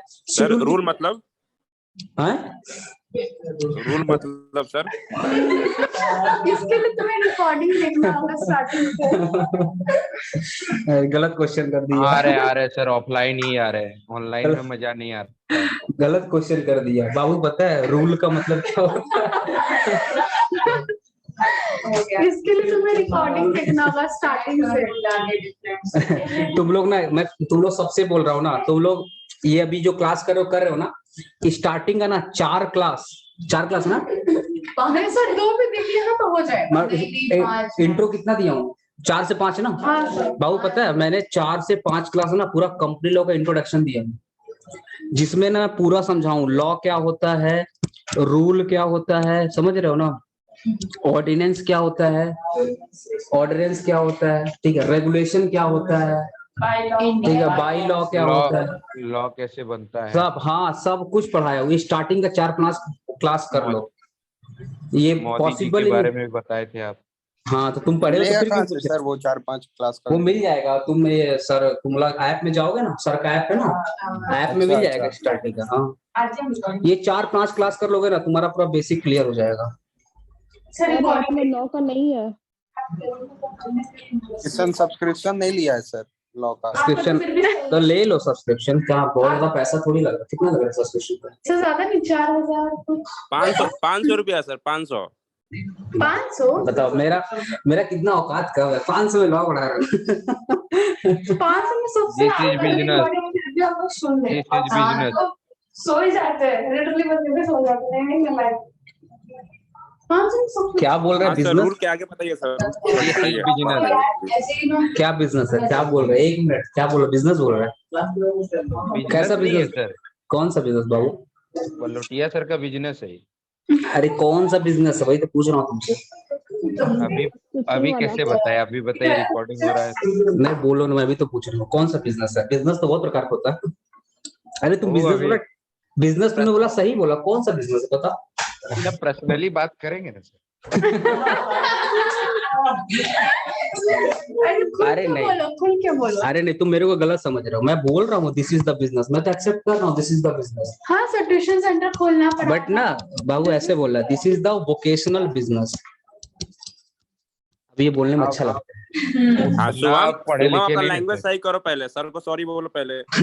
ना ना ठीक है चलो, ये ना बाबू बिजनेस बोले सही बोले, ये इसको बोलते हैं वोकेशनल बिजनेस। क्या बोलते हैं? वोकेशनल बिजनेस, ठीक है। जितने भी ट्यूशन सेंटर हैं, इवन तुम्हारा कॉलेज हो गया, स्कूल हो गया, ये सब सारे के सारे क्या है? वोकेशनल बिजनेस है। ऐसे बोलोगे तो लगेगा रिस्पेक्ट से बोल रहे हो। ऑलरेडी सब डिसरिस्पेक्ट हो रहा है यहाँ पे। ठीक है, शेड्यूल लगता है कितने? सर हेडफोन नहीं लगाए। नहीं नहीं हेडफोन नहीं लगाए। शेड्यूल कितने हैं इसमें? देख रहे हो कभी भी लैपटॉप कुछ भी बंद 7। अरे यार लैपटॉप बॉस। नेक्स्ट क्लास से हम सर ऑफलाइन ही आ रहे हैं। शेड्यूल कितने बाबू इसमें? 7 शेड्यूल है, 7 शेड्यूल है, ठीक है। शेड्यूल कितने हैं? एग्जाम में ना पूछ सकता है कंपनी में कितने शेड्यूल हैं, 7 रूल कितने? 38 प्लस, ठीक है। ये सब एग्जाम ओरिएंटेड क्वेश्चन है, यहाँ पे कुछ बकवास नहीं कर रहा हूँ, सब एग्जाम में पूछ सकता है। Short extend whole of Jammu Kashmir कहाँ तक, सॉरी कंपनी लॉ कहाँ तक एप्लीकेबल है पूरे इंडिया में। एक ना इम्पोर्टेंट एप्लीकेबिलिटी, एप्लीकेबिलिटी पढ़ा रहा हूँ। एप्लीकेबिलिटी मतलब समझ रहे हो? कंपनी लॉ किसके किसके ऊपर एप्लीकेबल है, ध्यान समझना। कंपनी लॉ किसके किसके ऊपर एप्लीकेबल, ध्यान समझना। कंपनी लॉ किसके ऊपर एप्लीकेबल है? एवरी कंपनी बोला ना, every company incorporated under this है, और एनी अदर प्रीवियस। चलो every company incorporated in this act or previous act बोला ये जो एप्लीकेबिलिटी का मतलब होता है कंपनी लॉ कहाँ कहाँ एप्लीकेबल है। बोला हर एक कंपनी पे एप्लीकेबल है जो इस एक्ट या प्रीवियस एक्ट में खोली गई है, इस एक्ट या प्रीवियस एक्ट में खोली गई है। हमारा कंपनी लॉ बैंकिंग कंपनी के ऊपर भी एप्लीकेबल है। किसके ऊपर एप्लीकेबल है? Banking company. जो इंश्योरेंस कंपनी होती है, अगर क्वेश्चन पूछ दिया ना क्या कंपनी लॉ इंश्योरेंस कंपनी पर एप्लीकेबल होता है? Answer is yes, insurance company के ऊपर भी एप्लीकेबल होती है। इलेक्ट्रिसिटी कंपनी, इलेक्ट्रिसिटी जो कंपनी होती है यहाँ पर भी एप्लीकेबल होती है। आ रहा है समझ में ना? और बताओ, बॉडी कॉर्पोरेटेड बताओ। notified by central government, example food corporation of India. ठीक है, पहले हम ये 3 समझ लें, ये 3 समझ ले, फिर आगे बढ़ते। सर ऊपर में सर चैप्टर छूट गया सर, कौन सा रूल chapter? शेड्यूल के चैप्टर।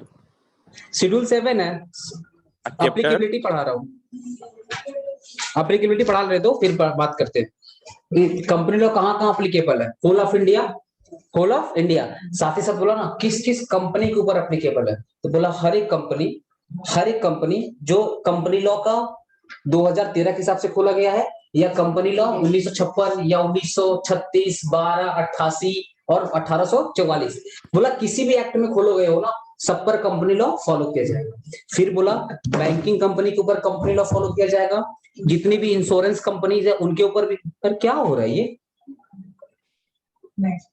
देख लो खुद से बंद हो रहा, चालू हो रहा। हैंग हो गया।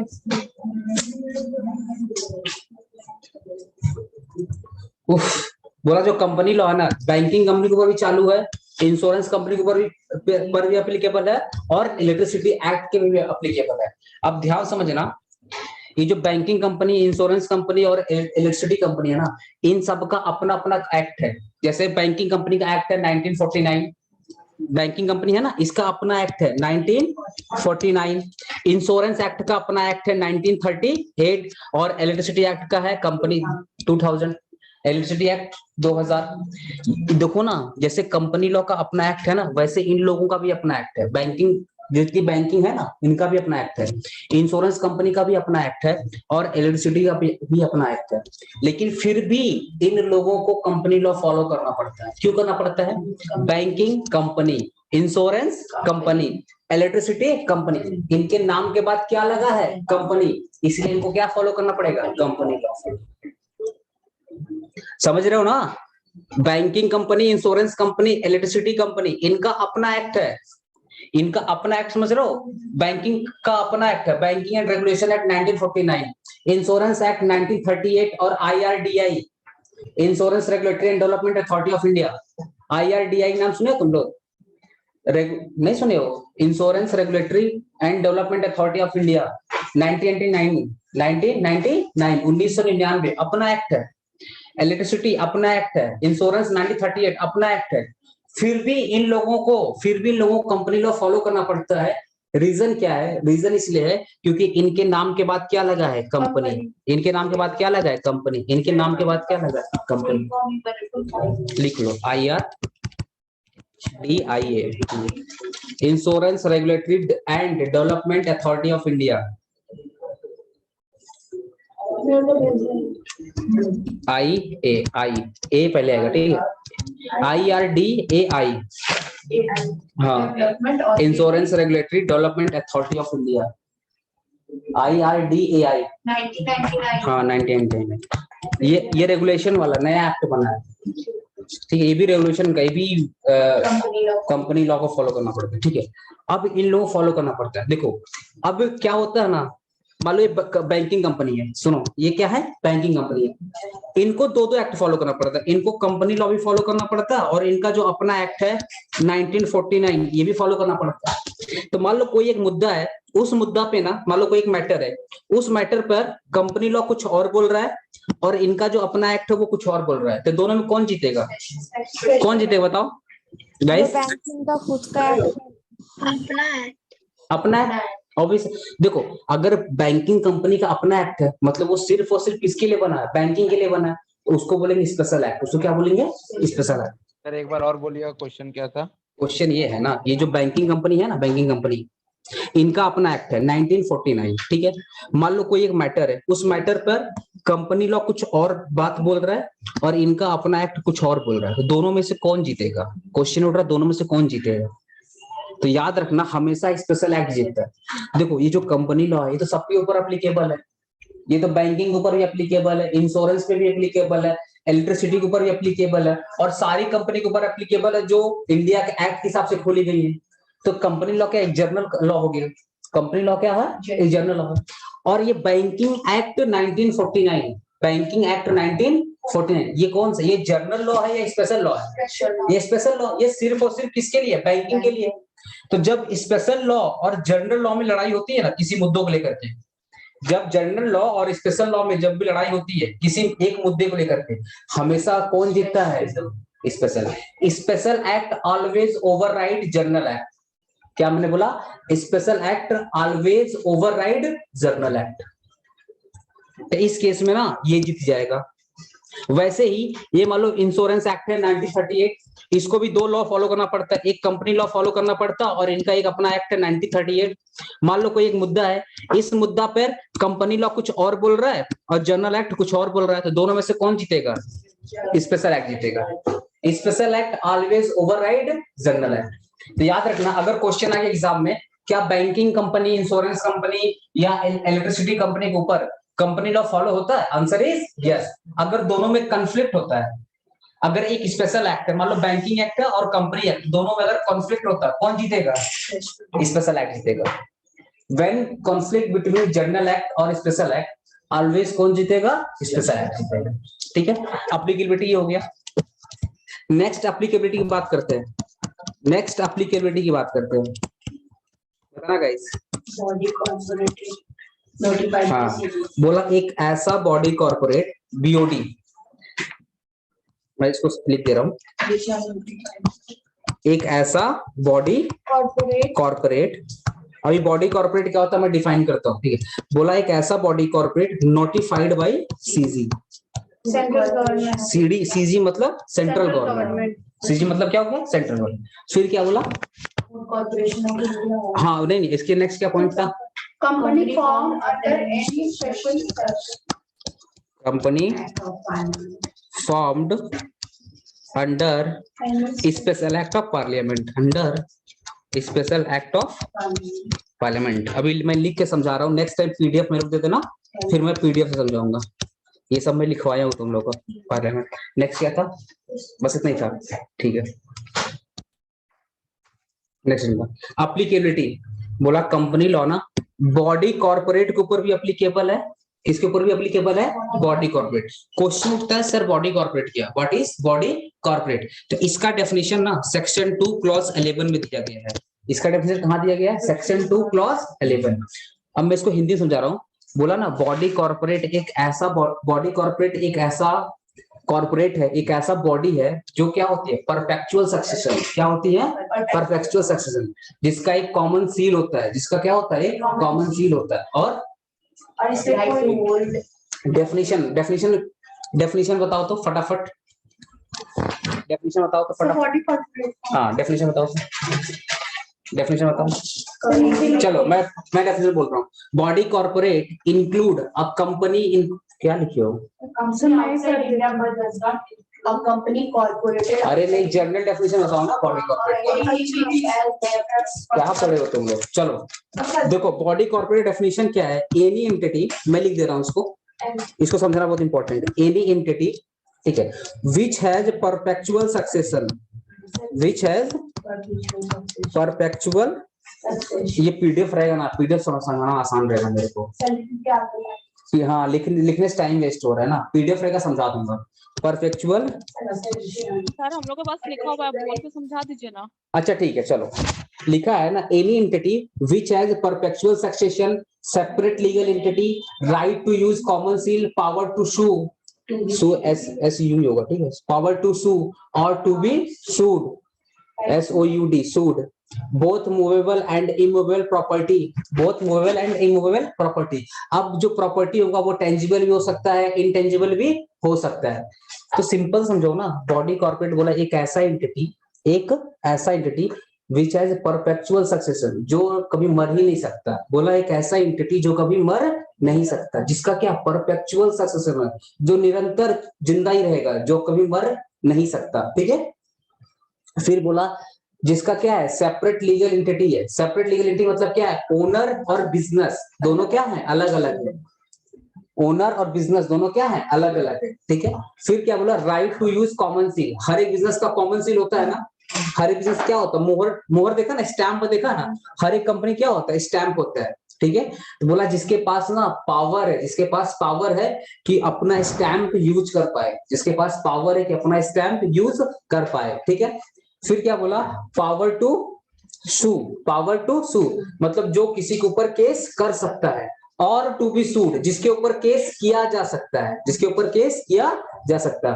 राइट टू होल्ड या एक्वायर्ड या डिस्पोज, जिसके पास पावर है कि प्रॉपर्टी खरीद सके, प्रॉपर्टी बेच सके, प्रॉपर्टी खरीद सके, प्रॉपर्टी बेच सके, ठीक है, या जिसके पास इतना पावर है कि अपनी प्रॉपर्टी को किसी के नाम पे गिरवी भी रख सके, किसी के नाम पे, जैसे हम लोग होता है ना कंपनी अपना प्रॉपर्टी गिरवी रखती है ना बैंक को, तो बोला right to hold, right to hold, जिसके पास पावर है कि वो कंपनी खरीद सके, प्रॉपर्टी खरीद सके, या उसको सेल कर सके, या किसी के पास गिरवी रख सके।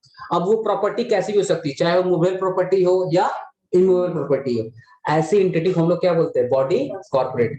मतलब ना सिंपल समझाओ, बोला बॉडी कॉर्पोरेट ना एक ऐसा बॉडी को ऐसा एंटिटी, एक ऐसा बिजनेस जो कभी बंद नहीं हो सकता, जो लाइफ टाइम तक जिंदा रहेगा, मतलब समझे, निरंतर, जो कभी मर नहीं सकता, जो कभी मर नहीं सकता, जो सेपरेट लीगल एंटिटी है, जो ओनर और कंपनी दोनों क्या है, अलग अलग है, जिसके पास अपना एक स्टैंप है, जिसके पास क्या है, अपना एक स्टैंप है, कॉमन सी जिसको बोलते हैं, ठीक है, जिसके पास पावर है वो प्रॉपर्टी खरीद सके या प्रॉपर्टी को बेच सके या कहीं पे गिरवी रख सके। अब वो प्रॉपर्टी मूवेबल भी हो सकती है, इमूवेबल भी हो सकती है, आ रहा समझ, या जिसके पास इतना पावर है कि वो किसी के ऊपर केस कर सके या उसके ऊपर केस किया जा सकता है, ऐसी एंटिटी को बोलते हैं बॉडी कॉर्पोरेट। अब मैं एग्जांपल से तुमको बता रहा हूँ, हमारा जो सीईओ है, हमारा जो सीईओ है, या तुम रिलायंस कंपनी सुनो, रिलायंस कंपनी को चालू किया किसने किया, धीरूभाई अंबानी। अब वो नहीं रहे, क्या रिलायंस कंपनी बंद हो गई? कल को मुकेश अंबानी नहीं रहेंगे, क्या रिलायंस कंपनी बंद हो जाएगी? नहीं, ये क्या परपेचुअल सक्सेशन है। टाटा 1868 से चलती हुई आ रही है, 1868 से चलती हुई आ रही है, आराबार टाटा 1868 से चलती हुई आ रही है, क्या कंपनी बंद हो गई? नहीं ना। क्या टाटा के पास टाटा के पास सेपरेट लीगल एंटिटी है ना, टाटा अलग है और कंपनी क्या है, अलग है, टाटा अलग है और कंपनी क्या है, अलग है। टाटा के पास क्या अपना कॉमन सील है कि नहीं, टाटा के पास अपना कॉमन सील है। टाटा किसी के ऊपर केस कर सकती है, कर सकती है, टाटा किसी के ऊपर केस करती है। क्या कोई पर्सन टाटा कंपनी के ऊपर केस कर सकता है।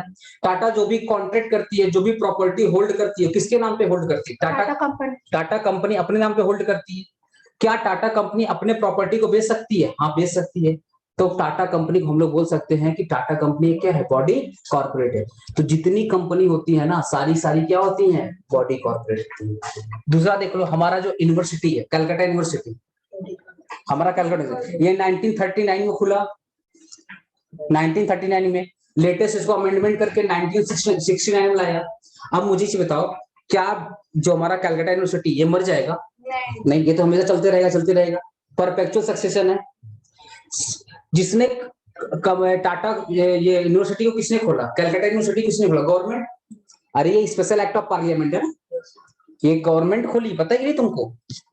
ये जो हमारा जो यूनिवर्सिटी है ना, ये स्पेशल एक्ट ऑफ पार्लियामेंट, ये क्या है, special act of parliament. University का अपना एक्ट है, यूनिवर्सिटी का क्या है, अपना एक्ट। याद है तुम लोग मेरे से जब पूछा था लॉ क्लास में कि सर ये लोग ना पिटीशन फाइल किया है, ये लोग हंगामा कर रहे हैं, एग्जाम ऑनलाइन होगा या ऑफलाइन होगा, तो मैंने आंसर क्या दिया तुम लोग को कि यूनिवर्सिटी अपना स्पेशल एक्ट है, यूनिवर्सिटी का अपना क्या है, स्पेशल एक्ट है। और स्पेशल एक्ट का मतलब उसके पास पावर है कि वो अपना रूल्स रेगुलेशन बनाए। मतलब कलकत्ता यूनिवर्सिटी का रूल्स रेगुलेशन क्या होगा ना, ये सिर्फ कलकत्ता यूनिवर्सिटी डिसाइड कर सकता है, सीएम ममता बनर्जी भी कुछ नहीं कर सकती। ये स्पेशल एक्ट ऑफ पार्लियामेंट है। ये जो हमारा स्टेट का जो पार्लियामेंट है ना, स्टेट असेंबली, ये स्टेट असेंबली से निकला है। इसके पास अपना एक पावर है, ये कभी मर नहीं सकता। ये सेपरेट लीगल एंटिटी, इसको कौन फॉर्म किया, पार्लियामेंट और कलकत्ता यूनिवर्सिटी दोनों एक है, अलग अलग है। कलकत्ता यूनिवर्सिटी का अपना स्टैंप नहीं है ना। कलकत्ता यूनिवर्सिटी कल के ऊपर किसी के ऊपर केस कर सकती कि नहीं कर सकती, कर सकता। क्या कोई कॉलेज कलकत्ता यूनिवर्सिटी के ऊपर केस कर सकता? ऑब्वियस सी बात है, कर सकता है। कलकत्ता यूनिवर्सिटी क्या अपने नाम पे प्रॉपर्टी होल्ड कर सकती है? कर सकती है। कलकत्ता यूनिवर्सिटी क्या अपना प्रॉपर्टी किसी को बेच सकती है? बेच सकती है, ऑब्वियस सी बात है। तो हम लोग बोल सकते हैं कि कलकत्ता यूनिवर्सिटी क्या है, बॉडी कॉर्पोरेट है। तो बोला एक ऐसा एंटिटी ना जो कभी मर नहीं सकता, जिसके पास अपना स्टैंप हो, ठीक है, जिसका मालिक अलग हो और बिजनेस क्या हो, अलग हो, जो अपने नाम पे प्रॉपर्टी होल्ड करता हो, जो किसी के ऊपर केस करे या कोई दूसरा इंसान उसके ऊपर केस करे, या वो सामने वाला एंटिटी अपने नाम पे प्रॉपर्टी होल्ड करे या बेच सके, या अपना प्रॉपर्टी किसी नाम पे गिरवी कर दे, अब वो प्रॉपर्टी मूवेबल हो या इमूवेबल हो, ऐसे एंटिटी को हम लोग क्या बोलेंगे, बॉडी कॉर्पोरेट। आराम से ना बोला, यहाँ पे आप देख लो एप्लीकेबिलिटी। हमारा जो कंपनी लॉ होता है ना, बॉडी कॉर्पोरेट के ऊपर भी एप्लीकेबल है। किसके ऊपर एप्लीकेबल है? Body corporate. लेकिन गाइज याद रखना, बॉडी कॉर्पोरेट वही बॉडी कॉर्पोरेट के ऊपर चालू होगा जिसको गवर्नमेंट बोलेगी। जैसे हमारा कलकत्ता यूनिवर्सिटी, ये क्या बॉडी कॉर्पोरेट है? क्या इसके ऊपर कंपनी लॉ फॉलो होगा? नहीं। बोला ना, देखो बॉडी कॉर्पोरेट तो बहुत कुछ है, बॉडी कॉर्पोरेट तो बहुत कुछ है, सारे बॉडी कॉर्पोरेट के ऊपर नहीं। जिस बॉडी कॉर्पोरेट को गवर्नमेंट बोलेगी, जिस बॉडी कॉर्पोरेट को गवर्नमेंट बोलेगी, उसी बॉडी कॉर्पोरेट को कंपनी लॉ फॉलो करना पड़ेगा। जैसे एफडीआई सुना है तुम लोग नाम? एफसीआई का नाम सुना है? फूड कॉर्पोरेशन ऑफ इंडिया, सुना है कि नहीं नाम? ये क्या है? Body corporate. इसको भी कंपनी लॉ फॉलो करना पड़ता है, ठीक है। फिर NHIA, नेशनल हाईवे, सॉरी ये पहले होगा ना, national highway authority of India, NHAI, national highway authority of India. ये भी क्या है? Body corporate. तो FCI, food corporation of India, NHAI, food corporation of India क्या है? फूड कॉर्पोरेशन ऑफ इंडिया क्या है? ये भारत का जितना भी गोडाउन है ना, अनाज का जितना गोडाउन है, जहाँ पे गेहूं रखा जाता है, वो सबको कौन मैनेज करता है? ये राशन वगैरह मिलता है, कौन मैनेज करता है? Food corporation of India. ये क्या बॉडी कॉर्पोरेट है? क्या ये कंपनी है? ये कंपनी है? नहीं, ये क्या है? बॉडी कॉर्पोरेट है। क्यों बॉडी कॉर्पोरेट है? क्योंकि अपना एक्ट है, फूड कॉर्पोरेशन का अपना एक्ट है, food corporation of India act 1965। हाँ, इनका अपना एक्ट, जैसे कलकत्ता यूनिवर्सिटी का एक्ट है ना, कलकत्ता यूनिवर्सिटी एक्ट 1969। अरे सीयू का अपना एक्ट है, सीयू एक्ट 1969, वो एक स्पेशल एक्ट है। वैसे ही फूड कॉर्पोरेशन ऑफ इंडिया, ये भी क्या है? एक स्पेशल एक्ट है। लेकिन स्पेशल एक्ट मतलब बॉडी कॉर्पोरेट, स्पेशल एक्ट मतलब क्या है? Body corporate. इस बॉडी कॉर्पोरेट को ही बोला गया आप भी कंपनी लॉ फॉलो करिए। वैसे ही NHAI, national highway authority of India, इनका काम क्या? पूरे देश भर में हाईवे बनाना। इनका काम क्या? पूरा देश भर में हाईवे। ये भी एक स्पेशल एक्ट है, ये भी क्या है? एक स्पेशल एक्ट है। इनके ऊपर भी कंपनी लॉ बोला फॉलो करना है।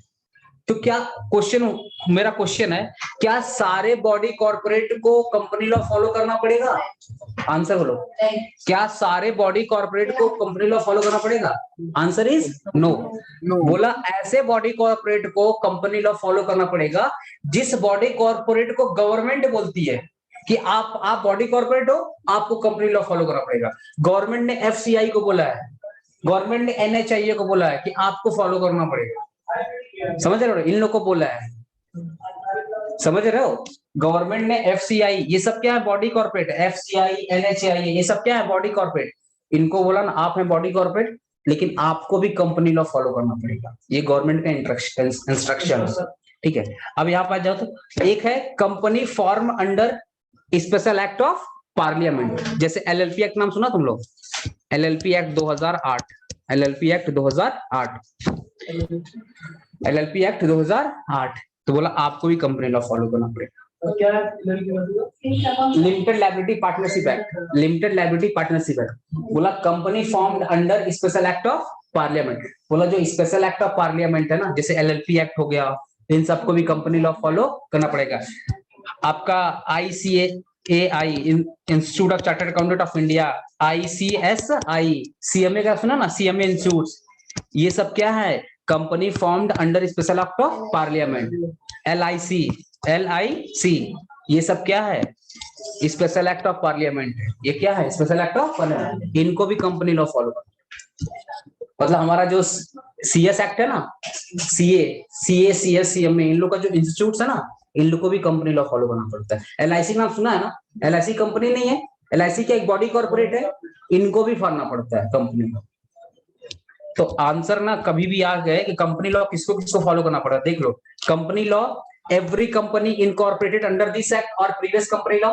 जो भी कंपनी चाहे करंट वाले कंपनी एक्ट के हिसाब से खोली गई है या पुराने वाले कंपनी एक्ट के हिसाब से खोली गई है, सबको कंपनी लॉ फॉलो करना ही है। साथ ही साथ ऐसे लोग, चाहे बैंकिंग कंपनी हो, इंश्योरेंस कंपनी हो, इलेक्ट्रिसिटी कंपनी हो, ये सब ना, ये सब का अपना अपना एक्ट है। ये सब कंपनी लॉ के हिसाब से नहीं खोली गई है, ये लोग अपने एक्ट के हिसाब से खोली गई है। जैसे कोई बैंकिंग कंपनी, मतलब SBI हो गया या कोटक महिंद्रा हो गया या जितनी भी बैंकिंग कंपनी, समझ रहे हो ना, ये लोग अपने एक्ट के हिसाब से खोले गए। इनका अपना एक एक्ट है, ये लोग कंपनी लॉ के हिसाब से नहीं खोला गया। फिर भी बोला गया आपका अपना एक्ट है, कोई बात नहीं, लेकिन आपके नाम के बाद कंपनी वर्ड जुड़ा हुआ है ना, नाम के बाद कंपनी वर्ड, जैसे आपने सुने होंगे एसबीआई लिमिटेड, एसबीआई लिमिटेड सुने हो ना, बैंक बड़ौदा लिमिटेड, बोला आपके बाद आपके नाम के बाद ना कंपनी वर्ड आता है, इसलिए आपको भी कंपनी लॉ फॉलो करना पड़ा। फिर क्वेश्चन उठा, ठीक है आपका जो अपना एक्ट है और जो कंपनी एक्ट है, अगर दोनों लड़ाई होगा तो कौन जीतेगा? हमेशा बोला स्पेशल एक्ट। मान लो कोई मैटर है, उस मैटर पर बैंकिंग एक्ट कुछ और बोल रहा है और कंपनी एक्ट कुछ और बोल रहा है, तो कौन जीतेगा? बैंकिंग, क्योंकि बैंकिंग एक्ट सिर्फ बैंकिंग के लिए है, तो स्पेशल एक्ट हो गया, इस केस में स्पेशल एक्ट जीतेगा। फिर बोला ये जो हमारा कंपनी लॉ है ना, ये बॉडी कॉर्पोरेट के ऊपर भी एप्लीकेबल है। बॉडी कॉर्पोरेट क्या होता है? बोलता है बॉडी कॉर्पोरेट वही है जो कभी मर नहीं सकता, जो अपने नाम पे प्रॉपर्टी होल्ड करे, जो किसी के ऊपर केस करे या सामने वाला पर्सन भी उसके ऊपर केस कर पाए, जिसके पास अपना खुद का स्टैंप हो, जो जिसके पास सेपरेट लीगल एंटिटी हो, मतलब जिसने खोला वो आपसे क्या हो? अलग हो। आ रहा है समझ में? और साथ ही साथ आप अपने प्रॉपर्टी को खरीद सको, बेच सको, होल्ड करो, गिरवी रख दो। बोला अगर ये सब अधिकार आपके पास है और आप कभी मर नहीं सकते हो, तो आप क्या है? बॉडी कॉर्पोरेट हो। वाक्य बॉडी कॉर्पोरेट। कंपनी लॉ ना कुछ कुछ बॉडी कॉर्पोरेट के ऊपर एप्लीकेबल है, और वो कुछ कुछ बॉडी कॉर्पोरेट कौन है जिसको गवर्नमेंट ने बोली? जैसे एग्जांपल में food corporation of India NHIA. Exam में अगर आ गया क्या कंपनी लॉ सारे बॉडी कॉर्पोरेट एप्लीकेबल है? Answer is no. वही बॉडी कॉर्पोरेट के ऊपर एप्लीकेबल होगा जिसको गवर्नमेंट ने खुद चलकर बोला है, जैसे एफसीआई और एनएचआईए को खुद बोला कि आपको फॉलो करना पड़ेगा। ठीक है, नेक्स्ट आ गया company formed under special act of parliament. Under special act of parliament बोला जो company special act of parliament, जो company special act of parliament के हिसाब से खोली गई है, उसको भी कंपनी लॉ फॉलो करना पड़ेगा। एग्जांपल में LLP act 2018, ICAI, ICSI, CMA act, LIC act, ये सब क्या है? स्पेशल एक्ट ऑफ पार्लियामेंट, इनको भी कंपनी लॉ फॉलो करना पड़ता है। ये था अप्लीकेबिलिटी। अच्छा, कंपनी लॉ का कमेंसमेंट बताओ। Enacted, enacted, company law enact कब हुआ गया? इनएक्टेड और कमेंसमेंट दोनों का डिफरेंस कोई समझा सकता है मेरे को? इनएक्टेड का मतलब क्या होता है, कमेंसमेंट का मतलब क्या होता है, कोई समझा सकता है? सर इनएक्टेड मतलब जब कंपनी लॉ लाया गया, और कमीशन में जब वो पूरा एक मिनट पहले ऑनलाइन वाले स्टूडेंट बताओ इनएक्टेड का मतलब क्या होता है और कमेंसमेंट मतलब क्या होता है? इनएक्टेड का तो पता चल गया। क्या पता चल गया?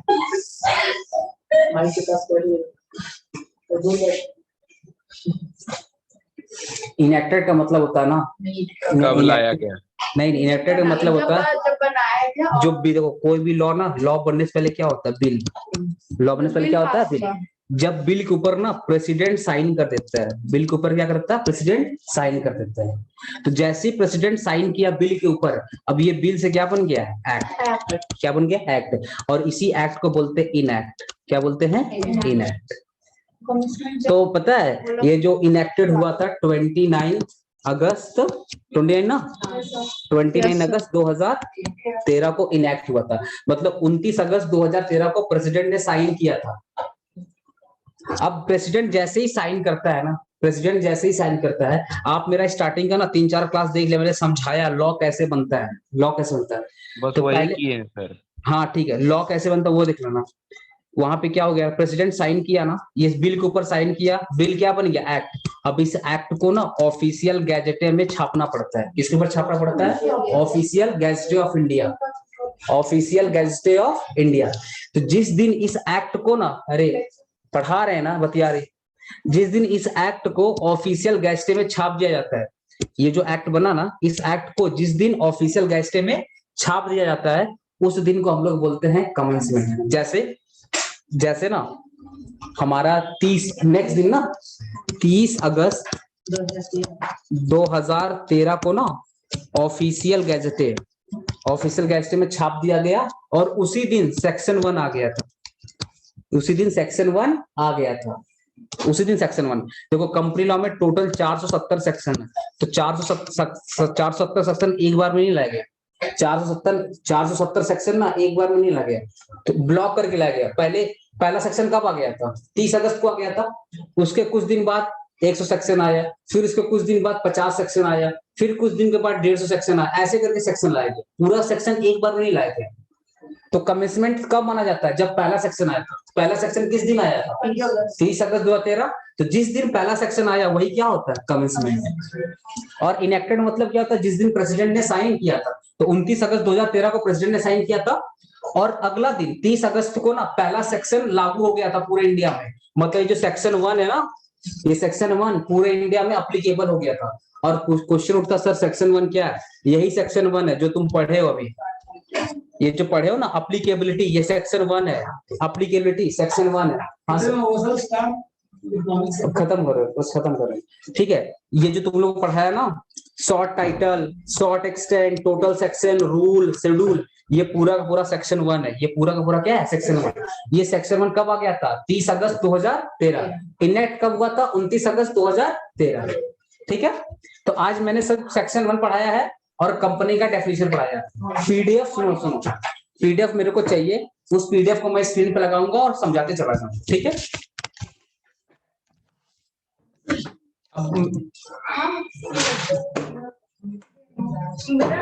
मैं क्लास ऑफ कर रहा हूँ।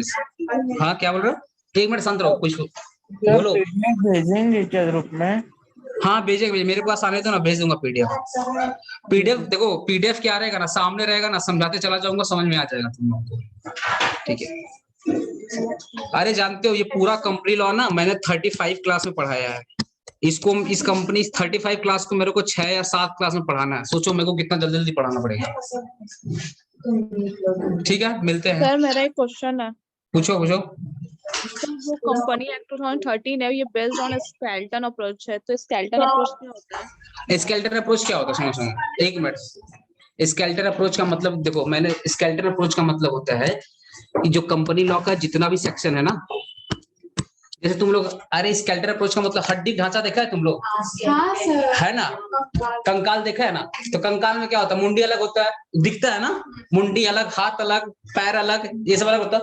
तो सारे को अगर जोड़ दोगे तो एक स्केलेटन बन जाएगा ना। वैसे ही कंपनी लॉ में ना सारे सेक्शन अलग अलग से आए, अलग अलग डेट पे है। जैसे 30 अगस्त को आया पहला सेक्शन, उसके 15 दिन के बाद 10 सेक्शन और आ गया, फिर जनवरी में 150 सेक्शन आ गया। मतलब समझ रहे हो, कंपनी लॉ का मुंडी पहले आ गया, हाथ बाद में आया, पैर बाद में आया, पेट बाद में आया, सबको मिला के क्या बन गया? Company law. इसी को बोलते हैं स्केलेटन अप्रोच। मतलब एक बार में सब कुछ नहीं आया, एक बार में सब धीरे धीरे करके आया। तो इन्होंने क्या समझाने की कोशिश किया, जैसे कंकाल होता है ह्यूमन बीइंग का, उसका क्या होता है? मुंडी अलग कर दो, हाथ अलग कर दो, पैर अलग कर दो, पेट अलग कर दो, सब कुछ अलग कर दोगे तो अलग अलग हो जाएगा। और सबको धीरे धीरे करके जोड़ दोगे, एक स्केलेटन बन जाएगा, एक ढांचा बन जाएगा। बोला वही कंपनी लॉ है। बोला कंपनी लॉ ऐसे ही बना है कि मुंडी कभी और आया, हाथ कभी और आया, पैर कभी और आया, पेट कभी और आया। पता है टोटल ना 6 महीने का टाइम लगा था 470 सेक्शन बनने में। कितने टाइम लगा था? 6 महीने लग गया था 470 आने में। इसीलिए स्केलेटन 3 महीना में याद करेंगे सर। स्केलेटन समझते हो ना, कि एक बार में पूरा नहीं आया था, थोड़ा थोड़ा करके आया था। अब समझ में आया? आपका क्वेश्चन क्लियर हुआ? यस सर, थैंक यू ठीक है sir, thank you sir. Sir